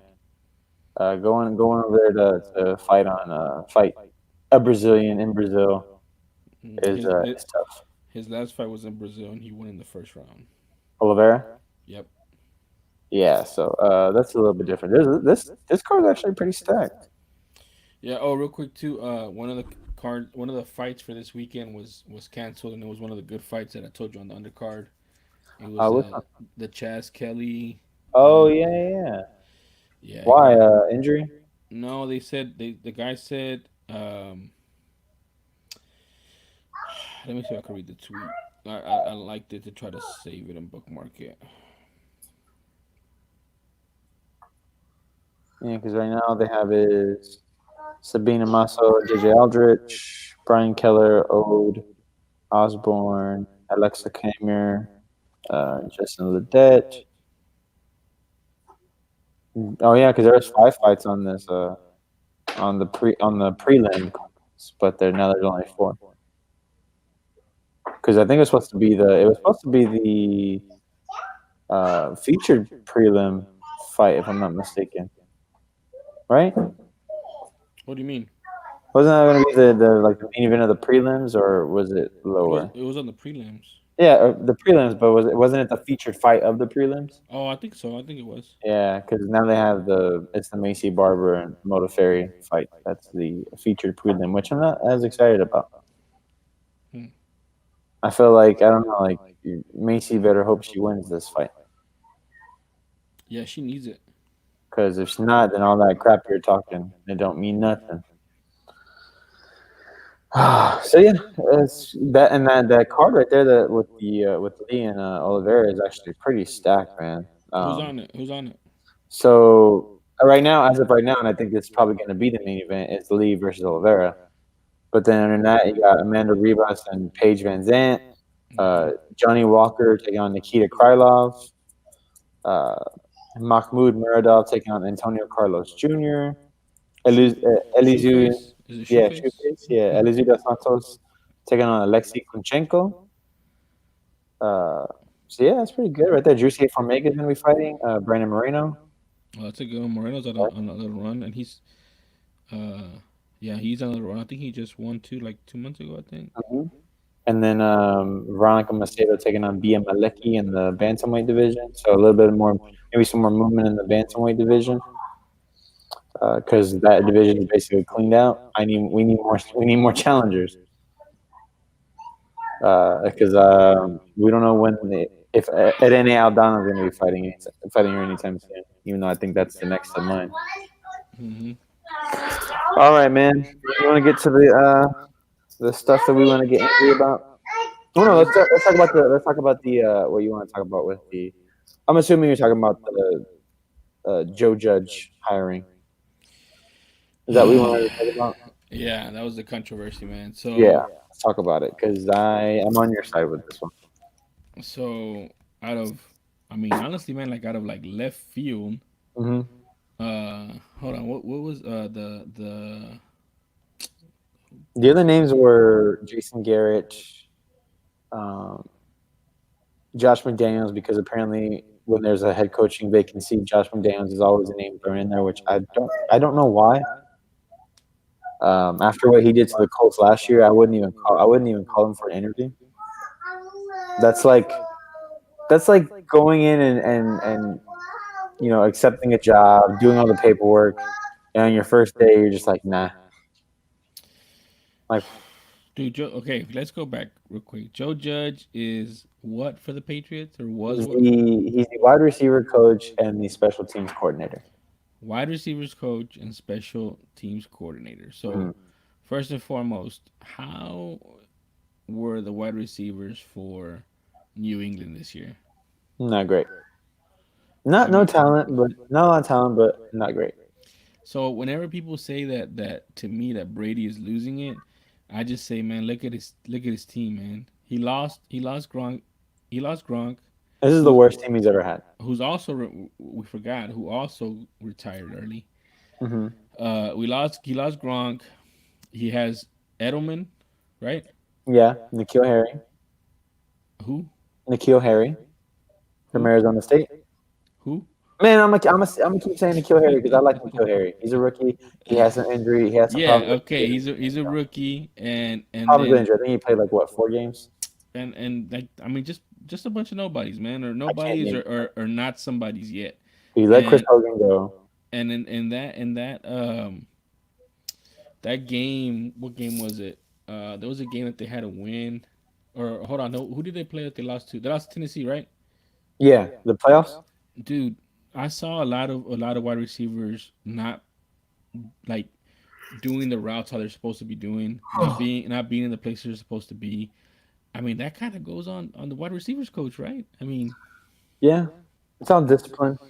so you give this guy, who is a wide receivers coach for the Patriots organization, a head coaching job when he doesn't have the experience, and you pass up so many other qualified candidates that I mean they want to coach, they could have coached, they're minorities, and Mhm. you just I mean it's just ridiculous, man. It's just so ridiculous, man. Yeah, how Bieniemy didn't get a call is I think is absolutely mind-boggling because he is calling the plays in Kansas City. A great offensive-minded coach, taking Hmm. firsthand from.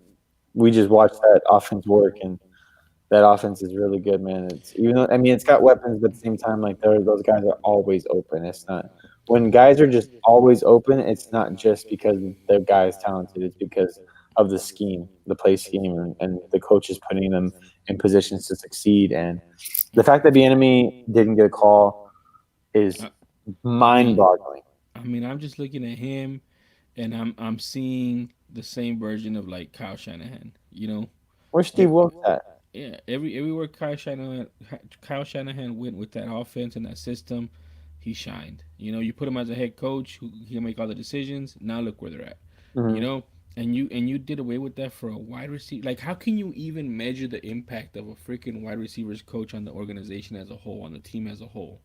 When Yeah, your group is this small, like how can you extrapolate that to say he's gonna be able to handle? Because you're basically the CEO of that organization as a head yeah. football coach. I mean, You know, we just saw that with Freddie Kitchens this past year. Freddie Kitchens really went from what was he? I want to say he was a line coach or he was a position coach. Mm-hmm. He was promoted to offensive coordinator after Hugh Jackson was fired and Greg Williams took over the head coaching job. He was kind of promoted to offensive coordinator, assistant coach, and then right away after the season's over, he's basically given the head coaching job, and it was a damn disaster. And you can't tell me Disaster. that the Browns did not have every opportunity to win because they had a great they have a great roster. To me, that was probably the best job to go to besides maybe the Dallas Cowboys Yeah, because they of the have they fact of have the amount they of talent that's there. they have a lot of talent. I think people look at, or I think better maybe because you don't have to deal with Jerry Jones. maybe coaches, not coaches, owners look at Harbaugh in Baltimore, who was a special teams coach, and the That's success. one though, you know. That's what I'm saying. Like that's the exception, not the rule. Not You know the what I mean? rule, yeah. And speaking of rule, I think the Giants panicked because of Carolina and them signing their number one guy, and they're so dumb for not that he allowed them to match. He wanted to go to the Giants, and they Hmm. chose not to match him. That's how stupid that organization is, dude. Like if this is your guy, if you believe in him, and there's another team that believes in him this much, so you can't be wrong. Like I mean, you could be wrong, but you're not the only one that believes in this guy. Yeah, Go ahead and match the guy, man. You're and freaking. he isn't saying you have to beat that price. He just Just said match match it. it. Just He match just said it. Give match me it. the Yeah. same amount of just same years because I mean he got a lot of years. Is basically you're basically committing to a guy, but I mean if he can turn around Temple of all organizations, good And, on him. who was frustrating me too, talking about this in the Rooney Rule, freaking Mike and Mike, and I was like, man, like I get it, like they're saying the Rooney Rule is broken, and then Mike Golick is saying, I think it was Mike Golick. If I'm wrong, I don't know. I still think it's a dumb take. They're saying, well, the Rooney Rule, it helps, minorities get their foot in the door, and they can at least, do an interview and see what the process looks like. And if they don't get hired, these owners are part of a select club of 32 owners, so they might talk and they might say, oh well, you know what, this guy was great, we just wasn't a fit for us, and now that guy might hire him. That man, that's so much smoke, dude, that they're blowing up people's asses, Yeah, dude. That's ridiculous, dude. Like, dude, these guys, like, I don't know, man. Like and the whole league was so white for so long, as far as at the, and it still is at the higher levels. And what I'm talking about too is like the quarterback position. What did they always used to say? A black quarterback, I guess wasn't smart enough or couldn't get the playbook or whatever. And now look at quarterbacks when you give them. Now look at the guy that should have been a wide receiver. Oh, that guy should be a wide receiver, yep, and now Lamar he's a Jackson. freaking MVP of the freaking league, man. Yep. Come on, man. Yeah, look at the well, look at the quarterbacks that were in the playoffs this year. Like three of them, wait, four of them, four out of let me see, it's 12 Mahomes, teams, right? So four out of Mahomes, 12 teams had yep, minority quarterbacks. We had Mahomes, Mahomes, Wilson, Wilson, Watson, Watson, and Jackson. Jackson. Is that it?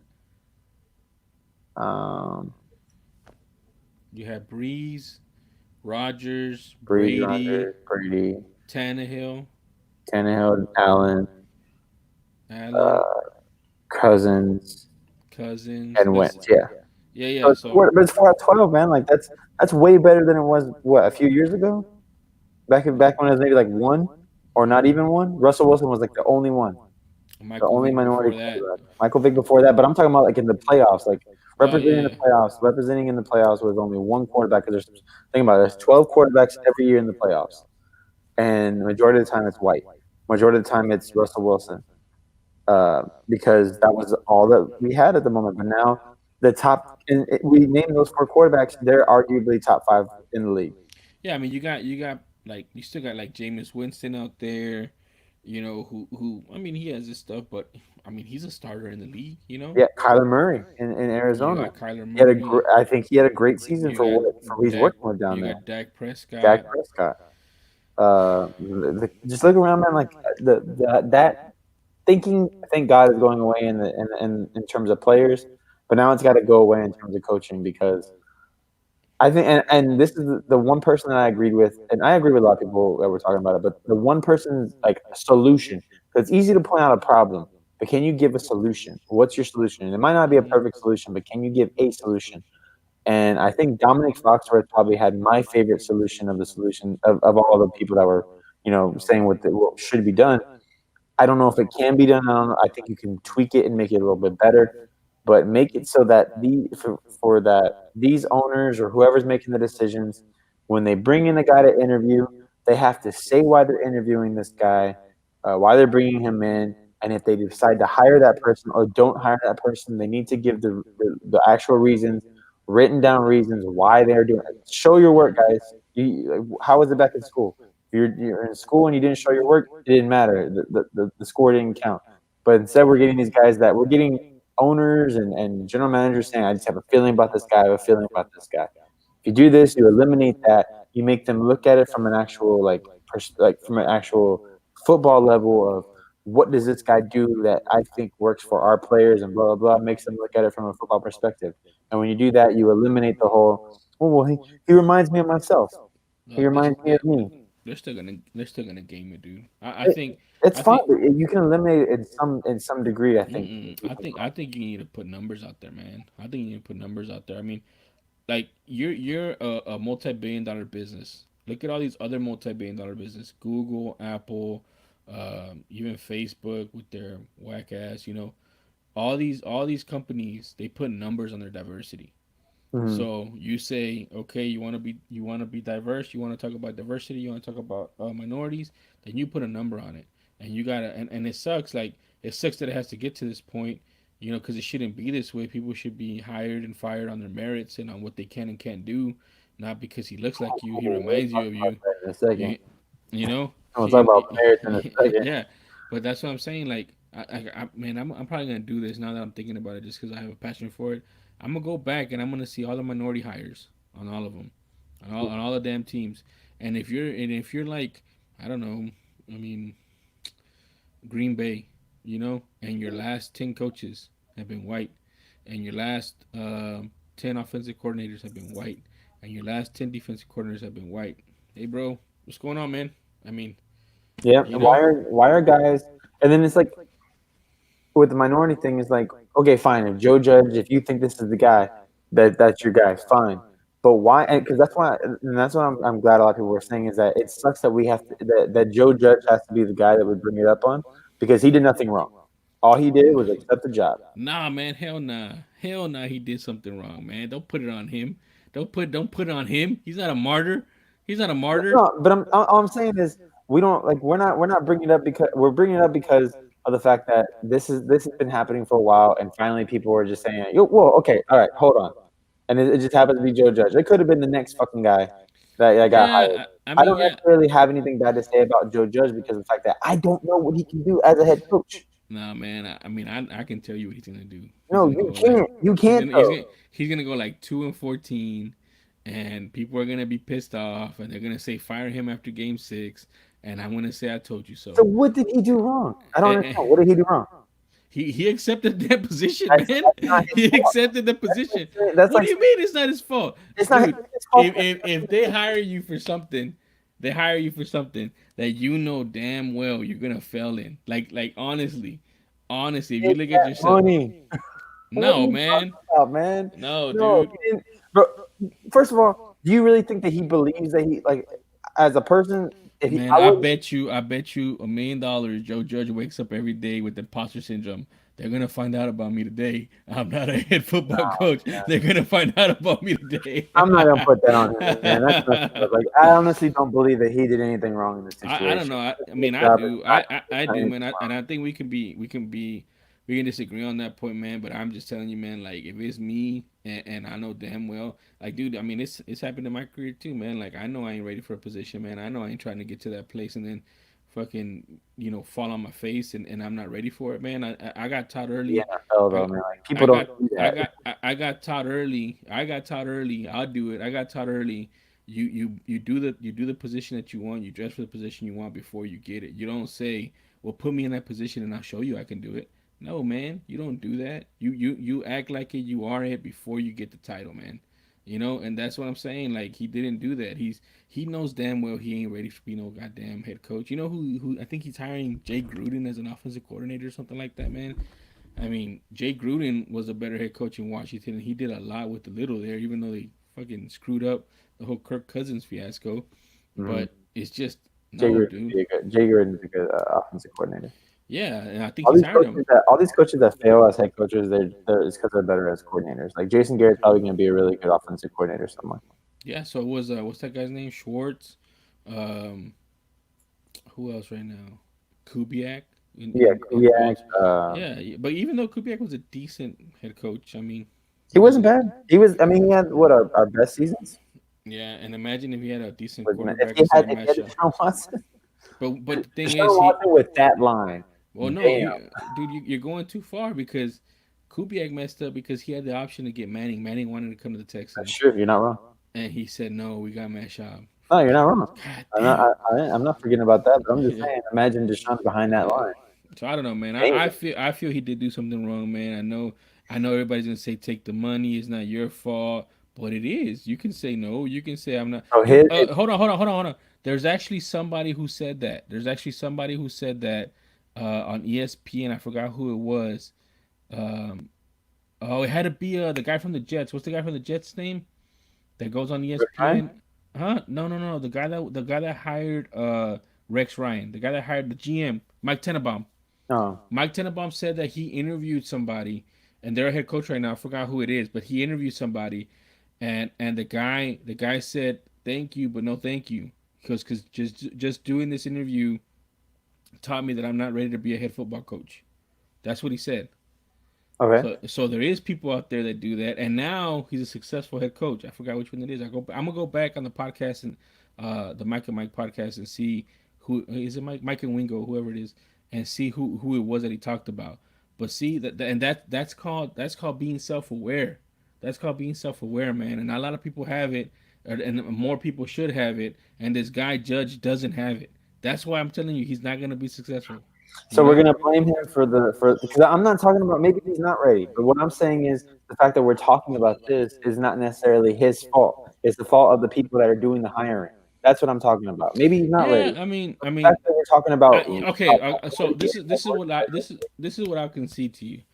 Yes, it's not 100% his fault, but he does have something to do with it because he accepted the job, and yeah, yeah, it exasperated the problem that is in football and owners hiring not because hiring minorities. men minorities, people minority don't get the same opportunities if they have the same resume as someone of the white I mean, dude, you know how many coaches minorities in the U.S. right now between college football, Division 1, and the NFL OCs and whatnot that are in and out of football have better resumes than that guy.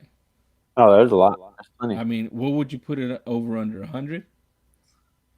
Mm, I'll say over.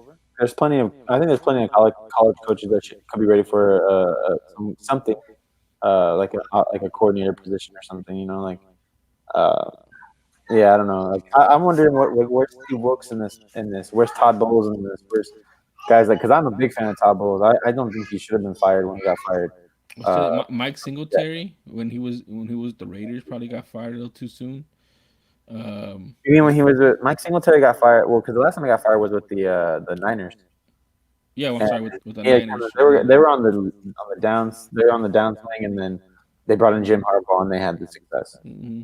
So Um, I who? feel like if you get bring in a coach, that you can't say, "Oh, that other coach got fired a little too early," because you brought in a guy that took you to the Super Bowl and almost won it for you. So even Yeah, though he's trash at Michigan.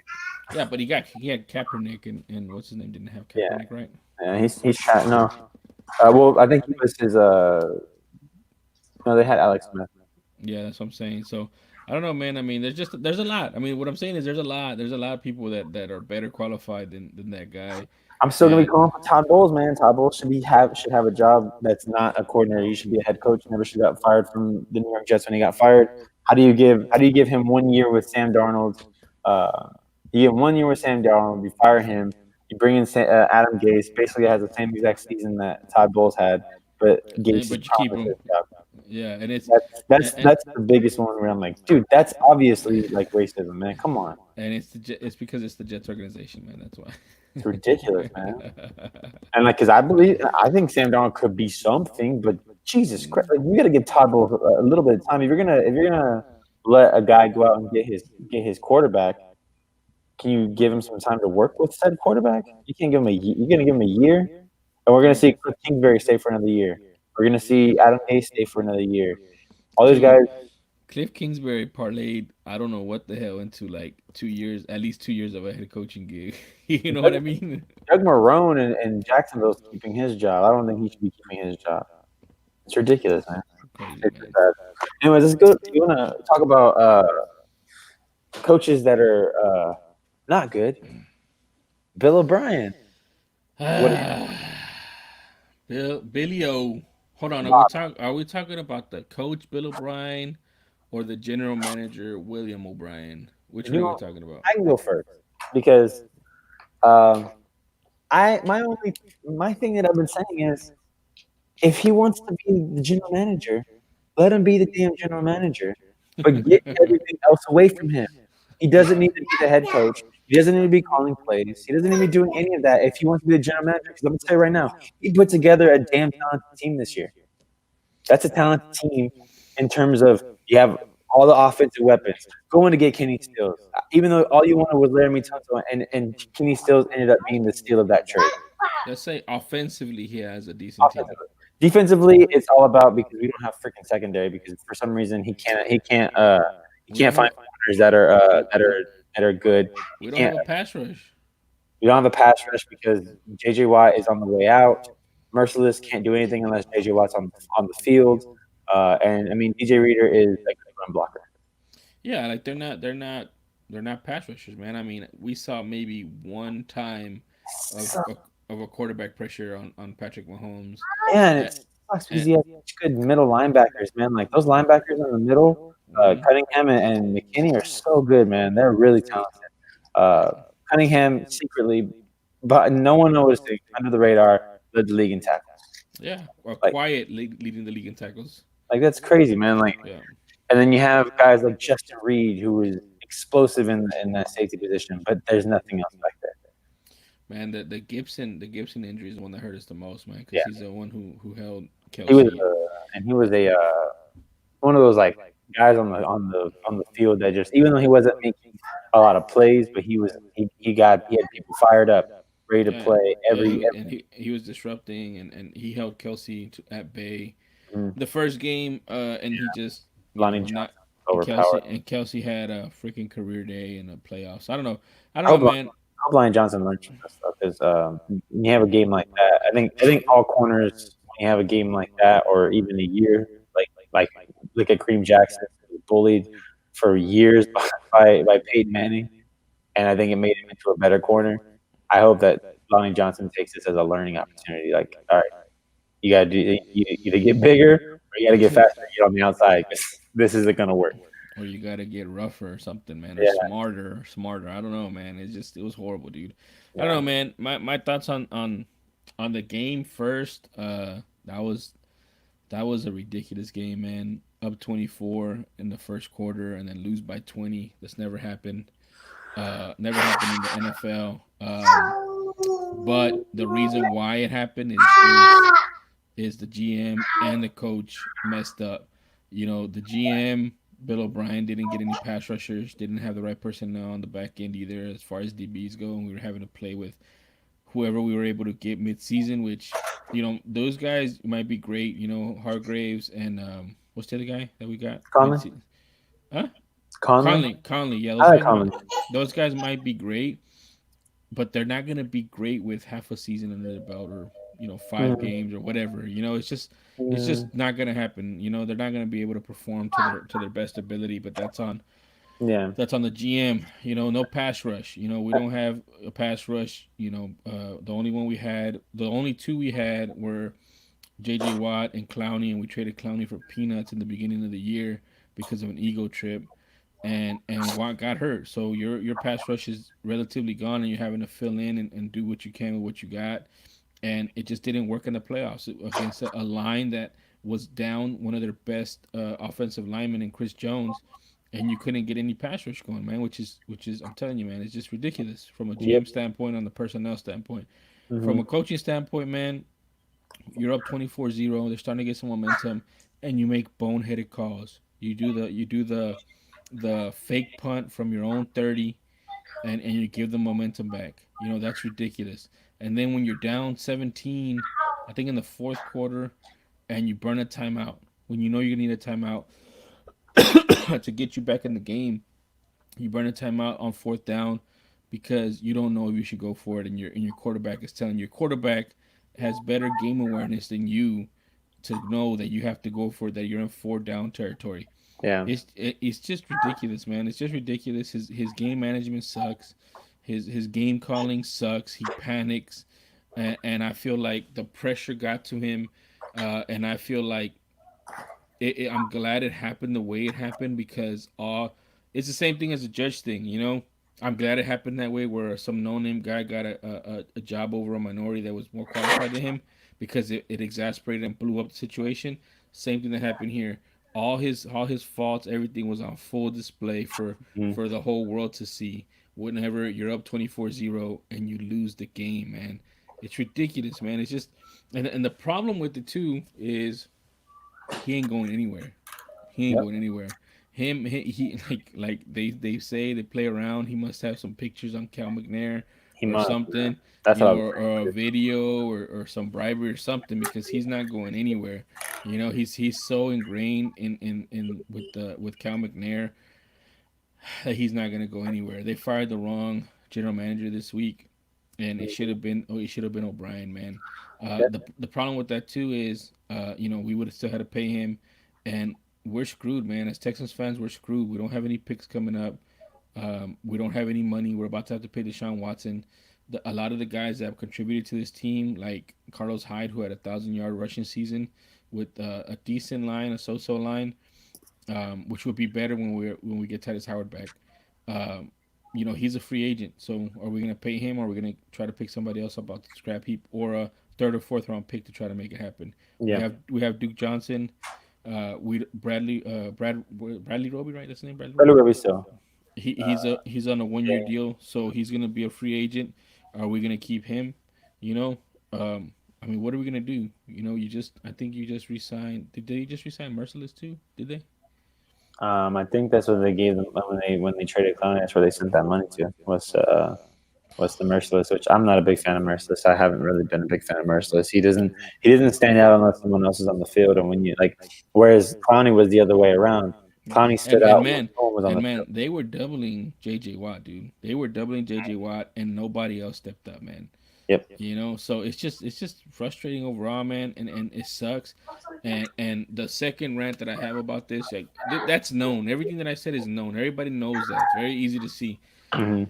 What I heard this week on one of the main stations here down here in Houston just fucking made me throw up. And it's this guy. I'm sure you know him. He's on ESPN. The what is it called? The Usual Suspects. His name is Barry Lemonek.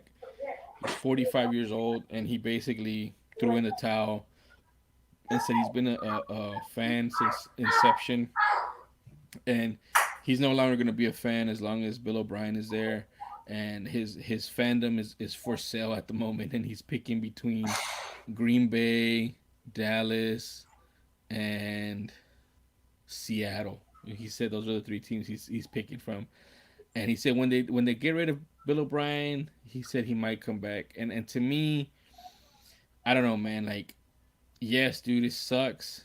It sucks. He called everybody who still supports the team losers and lame because they're not gonna change and this is all you're gonna get.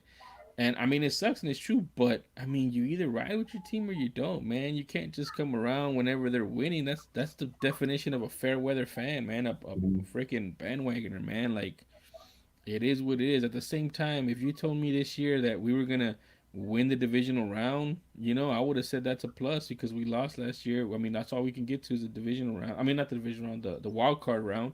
That's all we can get to, and we've been losing, and we lost. We got passed by the Colts, and to say I think too what's frustrating a lot of people is that it was so close because we were up 24-0. You know, it was so close and it was in our fingertips to move on to the championship game and have it here in Houston. And I think that's what people are frustrated by and you know his mistakes and all of that. But at the same time, I mean the team kind of overachieved, man. Yeah, You know, I yeah. mean a lot of it at the same time. I mean, what were you saying? You were saying they were going to be what 8-8, Alec, at the beginning of the year. What did you say? Because I said eight remember and eight. Yeah, I said 8 and 8. you had 8-8, and what did they finish up with? 10. What was it? They weren't 12-4. They were 11-5. 11-5. Were they 11-5? Or were Eleven they and five, 10? man. 3 games Okay. better. No, Three hold on. games better. You sure They they lost. weren't? You They sure they only weren't they only lost to Denver, Carolina, Tennessee, um, Saints, Saints, Panthers, Broncos, Titans, Colts? Colts. Right, we lost to the Colts once, right? Yeah, so 11-5, right? Yeah. Why am I feel like I'm missing? Oh, Ravens 6. Six. Yeah, yeah. Yeah, So 10-6. yeah, we're 10-6. So still, I mean, that's overachieving, you know. Yeah, I'm And gonna. uh, Yeah, go and ahead. I'm not defending Bill O'Brien by any stretch, man. He needs to go. He needs to go. The point is we're wasting prime time Deshaun Watson.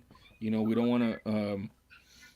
We need to resign him. You know, and I don't know if O'Brien's the guy to resign him or not. Um, You better be. I'm just saying, like, Gotta do. In can my he book, negotiate? Can he negotiate? You man. know, like, what can he do? Because he overpaid for Duke Johnson. He overpaid for Duke Johnson. He overpaid for Laramie Tunsil. You know, like, what I mean, can he sign him? Is he gonna be? And if he signs him, are we gonna be able to move forward with a decent salary cap to put pieces around him? Well, that's the problem, man. When you have to manipulate around your salary cap when it comes to the other positions. When it comes to quarterback, it happens every year. Guys are going to get overpaid because when you have that's your most important position. If you have the guy that you think is your guy, you have to pay them. Basically, you have to top the market every time. It's going to happen with Mahomes. It's going to happen with Watson this year, Is it gonna happen with and Prescott? it's going to happen with Prescott. That's why the Cowboys messed up because you could have had him for cheaper last year. Now you're going to have to pay him the same amount that either Watson or Mahomes are going to get paid, which is going to be more than Carson Wentz right now. That's just what it is because it happens every year. The best quarterback doesn't get paid the highest. The best quarterback, I mean, the quarterback that is always the highest is just the next one that's up. It happens every year. That's why Matt Stafford, multiple years, has been the highest paid quarterback in the league because every time he's up, he gets his money. It happens every year. Who's the best quarterback Kirk in the league? Cousins. Kirk Cousins. The best quarterback in the league right now is either Lamar Jackson, Patrick Mahomes, or I mean, most talented. I would probably say Mahomes and Rodgers. Rodgers is not normally the highest paid quarterback in the league. Patrick Mahomes is coming up on his first contract, so he's going to be the highest paid quarterback in the league. I think that's why I think Watson should get paid first, so we don't have to pay him as much as they're going to pay Mahomes because Mahomes is going to break the bank like crazy. That guy's your 15-year guy, your 16-year guy right there. I Like know, but what I'm saying is, I mean, they break the bank, and if I remember, who was the last one that got the big dollars recently? um, Was it quarterback was Yeah, wasn't it Russell Wentz. Wilson or something? Wentz. Well, Oh, Wentz, Wentz, Wilson got it first, and then right after, like a week after, Wentz got his. and who got more? Was it Wentz? Yeah, And he got more by like, it was like five hundred uh, thousand or it's not. something. That's not a lot more. It's not. It's literally they're just going up 1 million. Yeah, A exactly. dollar. I think they were saying like Ezekiel Elliott wanted to be the highest paid running back by a dollar. Yeah, That's that's what I'm all they're saying. And but O'Brien's the type that's gonna do it by like 10 million. saying. Ugh. You know what I mean? I mean, seriously. Yeah, yeah, that's true. All right, I gotta go on this. So watching that game, first of all, I had the entire week I was saying all they had to do, don't start slow like you did against the Bills. And They what they didn't. do, they did not start slow. It makes you think, oh shit, like that first touchdown to Kenny Stills, broken coverage. You have them reeling on. They're on their back feet. They're backing up. They don't know what they're doing. Boom, you get that, and then right after that, you get the block punt, and then right after that, what was it? The fumble The from fumble. the muff pump from Tyreek Hill, and all of a sudden you're like, dude, come on, guys, like this is all it takes. I will say the first play I think is with the momentum. You're in the red zone. Or you're in their territory. 4th and 1. You got to put the ball in Deshaun's hands, I believe. And I understand going for three. It's fine. It's early in the game, but I also believe that he had the momentum. No. Go You, for it. you didn't hear what he said about going for three? He said we had to score 51. Yeah, Oh, he he said said he didn't have a good play on 4th and 1. he said he didn't have a good play for it, That's which ridiculous. is Like, asinine. I don't It's ever want to hear my coach asinine. say you don't have a 4th and 1 play. It's asinine, dude. That's the most. That's the You don't have a stupidest 1 yard response. play. So that's the first issue about that play. The second issue about that play is later on in that press conference he said that he knew they were gonna have to put up 50 to beat the So why'd you put Chiefs. up three? So why'd you put up three? If you know you got to man, if you I'm know you right. got to, that's what I'm saying, man. Like Bill O'Brien is such a scrub, dude. He's such a scrub. All right, hold on. Let's keep going. So then we get to the block. We get to the fake punt. The fake punt. Now, as an owner, if I was an owner, as soon as he runs that play and that play fails, because first of all, you get the point of a block punt is supposed to be on. It's supposed to be surprise. They're not supposed to know that it's I coming. mean, a fake punt. You can't get a fake punt. You can't give them time to set up. They know what's coming. You gave them time to set up. Like, what in the world is your problem? Hmm. And then it fails. Uh, the first thing I'm doing is I'm finding some way because I don't know if as an owner you have a way to communicate with your coach. I'll send the guy down there and tell Bill O'Brien with Oh a man, cell phone, if you lose this game after that stupid ass play, don't bother coming on the plane. hey Like, man, you're done. That's why I'm you like, Cal McNair is either.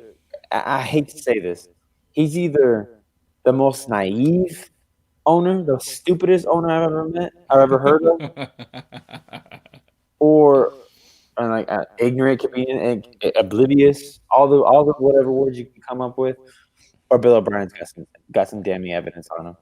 how Like, does that Cal saying go? McNair killed somebody. Cal McNair killed somebody, and Bill O'Brien has pictures of it, a video of it, or something. Like that's Either the only because the entire city of Houston knows that this guy's not the guy. The you're either entire ignorant or you're stupid. country, the entire country knows that this is not the guy. But Cal is like, that's the guy.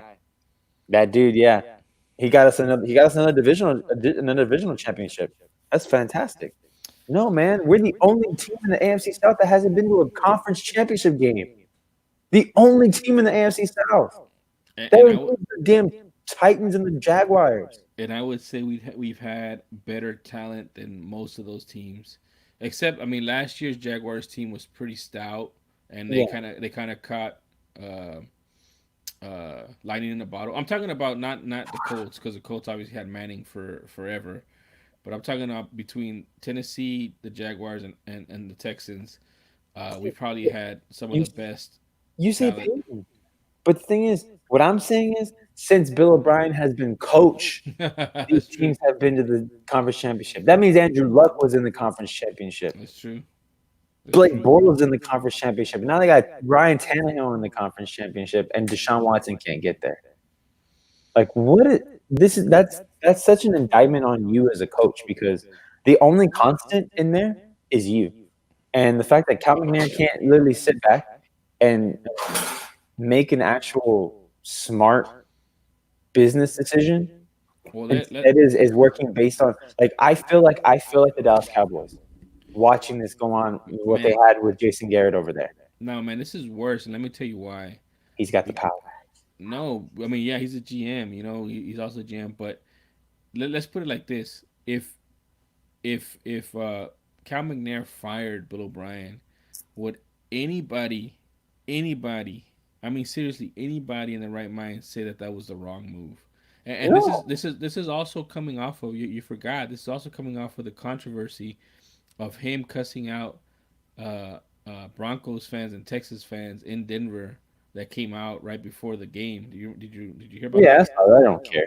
You should, man. I You don't. should because because I don't care about him. I don't. That's why I just I'm well, no, what I'm saying is like this is more ammunition to fire him. You know what I'm saying? Like this should like not only did he lose you the game for the first time and he created all these negative first time in histories for the Texans, he's also, denigrating your fans, of the game. Why is this guy still here? This is like in the MLB. If you look at the report that Manfred sent, he also talked about the issue with Brendan Taubman and how he was harassing those reporters, those female reporters. mhm. He cited that. Yeah. So it's all a picture. You know what I mean? That's the Mhm. same thing for Bill O'Brien. He sucks as a coach. He sucks as a game planner. He sucks as at making decisions on the fly and changing it up. And then also he's fucking talking crap to fans of the league, and he's Yeah. not trying to hide it. That's Yeah, man. ego right there, man. That's ego. He needs to go, man. He needs to go. It ain't gonna happen. That's what I've already said. I put it in writing. I don't regret it. As long as that man's ego is allowed to hold this team back, this team will never be successful. This team will never be successful. It'll never go to next year when the Texans are in the playoffs. I'll be there watching the game. I'm not gonna get my hopes up. Yeah, I think Be that's there. that, I think that's the only viable outcome out of this. Like I don't think people should be like that guy Barry Laminack and change teams. I mean, you can hate on the team. Like I mean, there's been other teams that have had it, way worse. And I'm just saying like I'm still gonna root for the Texans. I'm just not gonna root for Bill O'Brien. I hope he leaves. I hope he resigns. I hope he understands. At the very least, I hope he hires an offensive coordinator. I hope he fires Rack and fires a new defensive coordinator, and Saleh. and I hope they get a general manager, man. I hope they do bring in that guy Casario from New England to oversee Bill O'Brien because I mean he's not the guy, man. He's just not the guy. Like I want him out, man. I don't want him there. He's like I said, because he's got so much going on in his head. He's got to be the head coach. He's got to be the general manager. He's got to do all this. So he's not paying attention to simple things like where's the play clock? What's the play clock on? What are you gonna run? Dude, It's fourth calling and one. calling that timeout, man, on fourth down when you're in fourth down territory, like you need your timeouts, man. You need them, and It's you the got to go worst. for it, and you got to go for it on fourth down. Your quarterback knows that he's waiting for a play, and you look at him bewildered, like we're about to punt right now, with down 17 points. Are you kidding me? Come Like on, man. there's literally I can literally off the top of my head name three specific games that we lost that Deshaun Watson put up some heroics and we lost because Bill O'Brien can't manage a game because We're, he can't make it so that Tom Brady doesn't have more than a minute to play. He can't make it so that Russell Wilson and Drew Brees don't have less than a minute to play because that's how you beat those guys. You make it so they only have a minute for 30 seconds. Even then, I'm afraid with 45 seconds on Dude, the clock with those and guys. then another radio guy said so that we were up 24-0, and then like when they came one of the next time we had possession, they ran it, right? And they got stuffed, and then from there they stopped running it. And the guy was like, and I kind of understand that, you didn't get too much on that. I'm like, man, that was one play. One play. I mean, you need to keep running the damn ball and wasting time. You Like I don't care if it's the first quarter. Like you're not playing. Well, and the thing is, you're not like protecting the lead. Like this is the way to win. You keep the ball away from Patrick Mahomes. You win. You win the time of possession battle. look what Tennessee did. They kept the ball out of Lamar Jackson's hands, ran the ball. Win the And now, ball. and watch, I guarantee you, because we're gonna do our picks right now for the upcoming games. I guarantee you, man, like Derrick Henry's gonna have a big game against this Kansas City team They're gonna give him the rock like 200 times, man. because if Kansas City doesn't jump out to a lead, and I'm talking about like a two-score lead, they're gonna keep running. They're gonna keep running that ball. And even then, I'm pretty sure even they have a two-score lead, they'll still run the ball because that defense is stout. That defense, that's the kind of defense that you want. That's defense that has no names on it. All you know is those guys go out there and they play. The They only do. name I know is They Correa do. because he had like 2 sacks in the amount of time that I was watching. They do their job.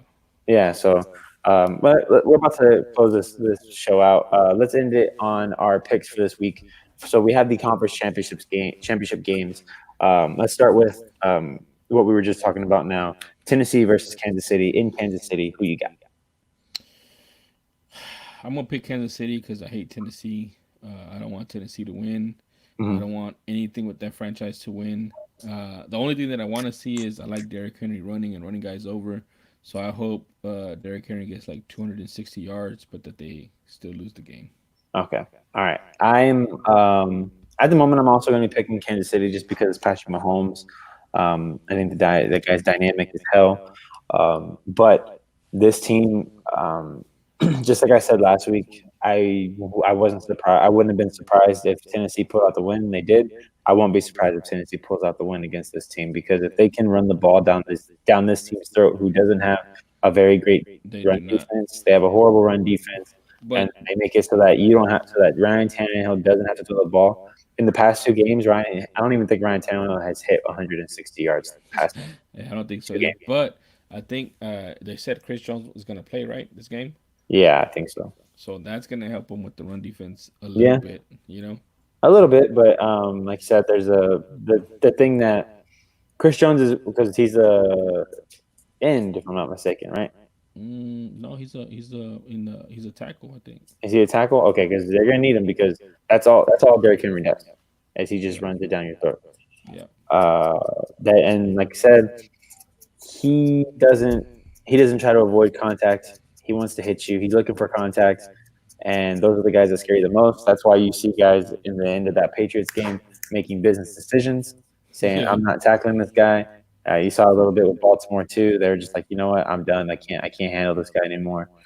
So I think I'm gonna go Kansas City, but Yeah. He's a I tackle. wouldn't be surprised. I won't be surprised if Tennessee pulls out the win. Yeah. Uh, He's a tackle. 6'6", 310 pounds. all right, yeah, they're gonna need him because this man is what? Maybe he's 6'5", No, he's not that big. He's like 6'3". 6'3", 6'4", something like that. Uh, and he's about two. I want to say he's like two something. He's 6'3", 247 pounds. 240. I want to say two. I want to say 250. Yeah, that's Yeah. about right. So, and the dude runs fast, man. That guy's fast. Yeah, his what was his 40? Let me see. I'm trying to look for his 40. And for someone that likes contact, he does not drop that ball, man. That ball is always in his hands. I don't think I've seen him fumble yet. Not at least not in the playoffs. He run a 4.5 40. He's fast, man. God, A for guy that six. big shouldn't be able to run that fast. He was 6'2" and 5'8" at the combine. Yeah, 200, 247 pounds. a guy that big can't run that. He shouldn't run that fast. Yeah, It's not. dude, It's not fair. that's All like the right. juggernaut. Next up, we have the San Francisco 49ers taking on the Green Bay Packers in San Francisco. Who do you got? I've been picking against San Francisco this whole time, and I'm gonna continue that trend. I don't know, man. I'm telling you, it's only just about Jimmy Garoppolo. I don't like. I don't think he's a good quarterback. And I mean, Green Bay, they beat a hell of a team in Seattle, dude. Like that was a tough Mm-hmm. game. They show they can run the ball. Aaron Jones is running the ball very well. It just seems like they take a little bit of time to get going. But I'm not gonna pick against A Ron when he's so close to another Super Bowl. Yeah, I think we're gonna go 2 for 2 in this one. I'm also picking Green Bay because of the fact that, like you said, Jimmy Garoppolo is just not that guy to me. We saw it last week. That horrible interception that he threw, Hmm. right there in the middle, almost brought that Vikings team back. If Kirk Cousins throws another touchdown right after that, that's a totally different game. So, Yeah, he skated by on the fact that the quarterback he was playing was just a little less yeah, that's what I'm saying. questionable. Aaron Rodgers ain't gonna let that happen. Nope. Like, and you saw this past week when he needed the throws to make it a win. You He know, did. get that clock down. He made the throw, Yep. and that's why I'm excited. That's why I really want Kansas City to win because I want to see Mahomes versus Rodgers in the Super Bowl. It'd Man, be that amazing. that that would Be the yeah that highlight would for my Super Bowl. yeah that would be a great matchup, man. That's gonna be I mean, everyone's comparing them already. You know, everyone's saying basically that because I mean, I agreed with it. Is that Aaron Rodgers was the most talented quarterback I've ever seen throw the football. I think it's now become Mahomes is one of the most talented guys I've ever seen yeah. throw the football, and you know, it's kind of will he hand off? Will Aaron Rodgers hand him the crown, or is Aaron Rodgers going to keep it? And also, Aaron Rodgers really wants to stick it to Mike McCarthy. First year with a new coach, go to the Super Bowl, win it, and say, I could have had more if I wasn't for you. You weren't holding me back. Yep. So, all right, man. All right, guys. That's the end of the show. We cover a lot of topics here. This is kind of like a controversy week before we get to the real nitty gritty. Because next week we will have our first UFC event of the year that we can really get in depth and talk about. And then the week after that we have another UFC event, but we also have the Royal Rumble. So it's gonna be we're kicking it into full gear right now. Yeah, we're about to get into high gear. We're about to get the juices flowing, get those weeks coming. Nothing but content going forward. Yes, man. Okay, now, and I totally forgot to plug it up top, but I'm doing it now, and I think this might be the best time to plug it because of the fact that you're leaving. But before you get off of your computer, whatever you're doing, make sure that you go to patreon.com/armbars and suplexes. Go there, join the tier, whether it's the $1 tier, the $3 tier, the $5 tier, and we're gonna have so much content coming out once we start getting those numbers up. So please go there, join there, and once you do, you know what? I'm gonna throw in a little incentive. Once you do, you will get a message from me and from Jesus saying thank you, basically like a personalized thank you for supporting the show. So I hope you guys do that. And even if you can't join the Patreon, share this with people that you think will like this show, and let them know that we're putting out some really good content. We have good debates. We have good conversations, whether we agree or not. We can always have a really good talk. So if you're looking for something like that, this is the best place to come in. It's just two guys sitting around talking sports and talking MMA or wrestling or whatever we're talking about that week. You never know. It's always something different. Yeah, that's it. Go ahead and plug yourself. Tell everybody where they can find you. You can find me at the Real Jesus. Like Alex said, hit up our Patreon. We have 3 different tiers, right? $1, $2, and $5. The $5 tier is the one where you can ask us a question, and we want to get to a point where we have a full podcast of questions from you guys. I think that'd be dope. I think that'd be great. So please, just like Alex said, if you can't contribute, that's completely fine. You can contribute in other ways by joining the conversation here or telling friends or family to watch us and talk to us about all the sports. I mean, we didn't even hit up movies this week. I just saw Midsummer this week, and I just saw the first 2 episodes of The Outsider, which is absolutely phenomenal, man. It's phenomenal. All right. We had a lot of trailers come out too. Yeah. Oh yeah, we saw Morbius come out. Morbius trailer, the new Black Widow trailer, Lock and Key trailer came out. So yeah, there's a lot of stuff we didn't get to talk about that maybe we'll cover on the next show. Or if you join the Patreon, that's what those are for, man. There you go. Maybe extra shows that you support it. Maybe we'll do it there. Yeah. So as always, guys, you can find me right there, Alex Miller 0423 on Twitter. I've been getting very, very brave on Twitter. I've been talking trash. And now that I saw that picture, I saved that picture, by the way. Now that I have that picture, whenever I see a Yankees fan talk some trash, I'm going to throw that right in their face and be like, yo, it's coming out soon. So don't worry. You're going to be right there with us. Don't worry. Don't get me mad. Don't be mad because you couldn't cheat better than us. That's all it is. But you do that. You can go in there and tell me I'm an idiot. Who cares? Or you can, have a really good conversation with me. It's all fun. Yeah, I've been tweeting a lot about. I could tweet yesterday about the college football championship game. I've been tweeting about. I was tweeting during the playoffs, So hit me up there, guys. It's gonna be fun. I'm trying to watch a little bit more Rockets games because I've been kind of off on my Rockets, but now that we're full gear into basketball season, you'll be seeing more tweets about that, especially if they're losing the way they lost tonight. Yeah, man, that was horrible. I do love John Morant though, so I'm always. I mean, he's out there. He's loose. He's playing like he's in the park, man. Love that man. I'm gonna be cheering for him, even though I'll be like score 50, but then that's it. Don't score anymore. Nobody else score. Just let John Morant score 50 because I love that man. All right, so all right, well guys, we're gonna see you next week. I hope you guys had fun. Make sure, like I said, continue the conversation. This conversation is not over. Let's continue the conversation over there on Twitter, on Patreon if you join, and I will see you guys next week. See you guys next week, AMF.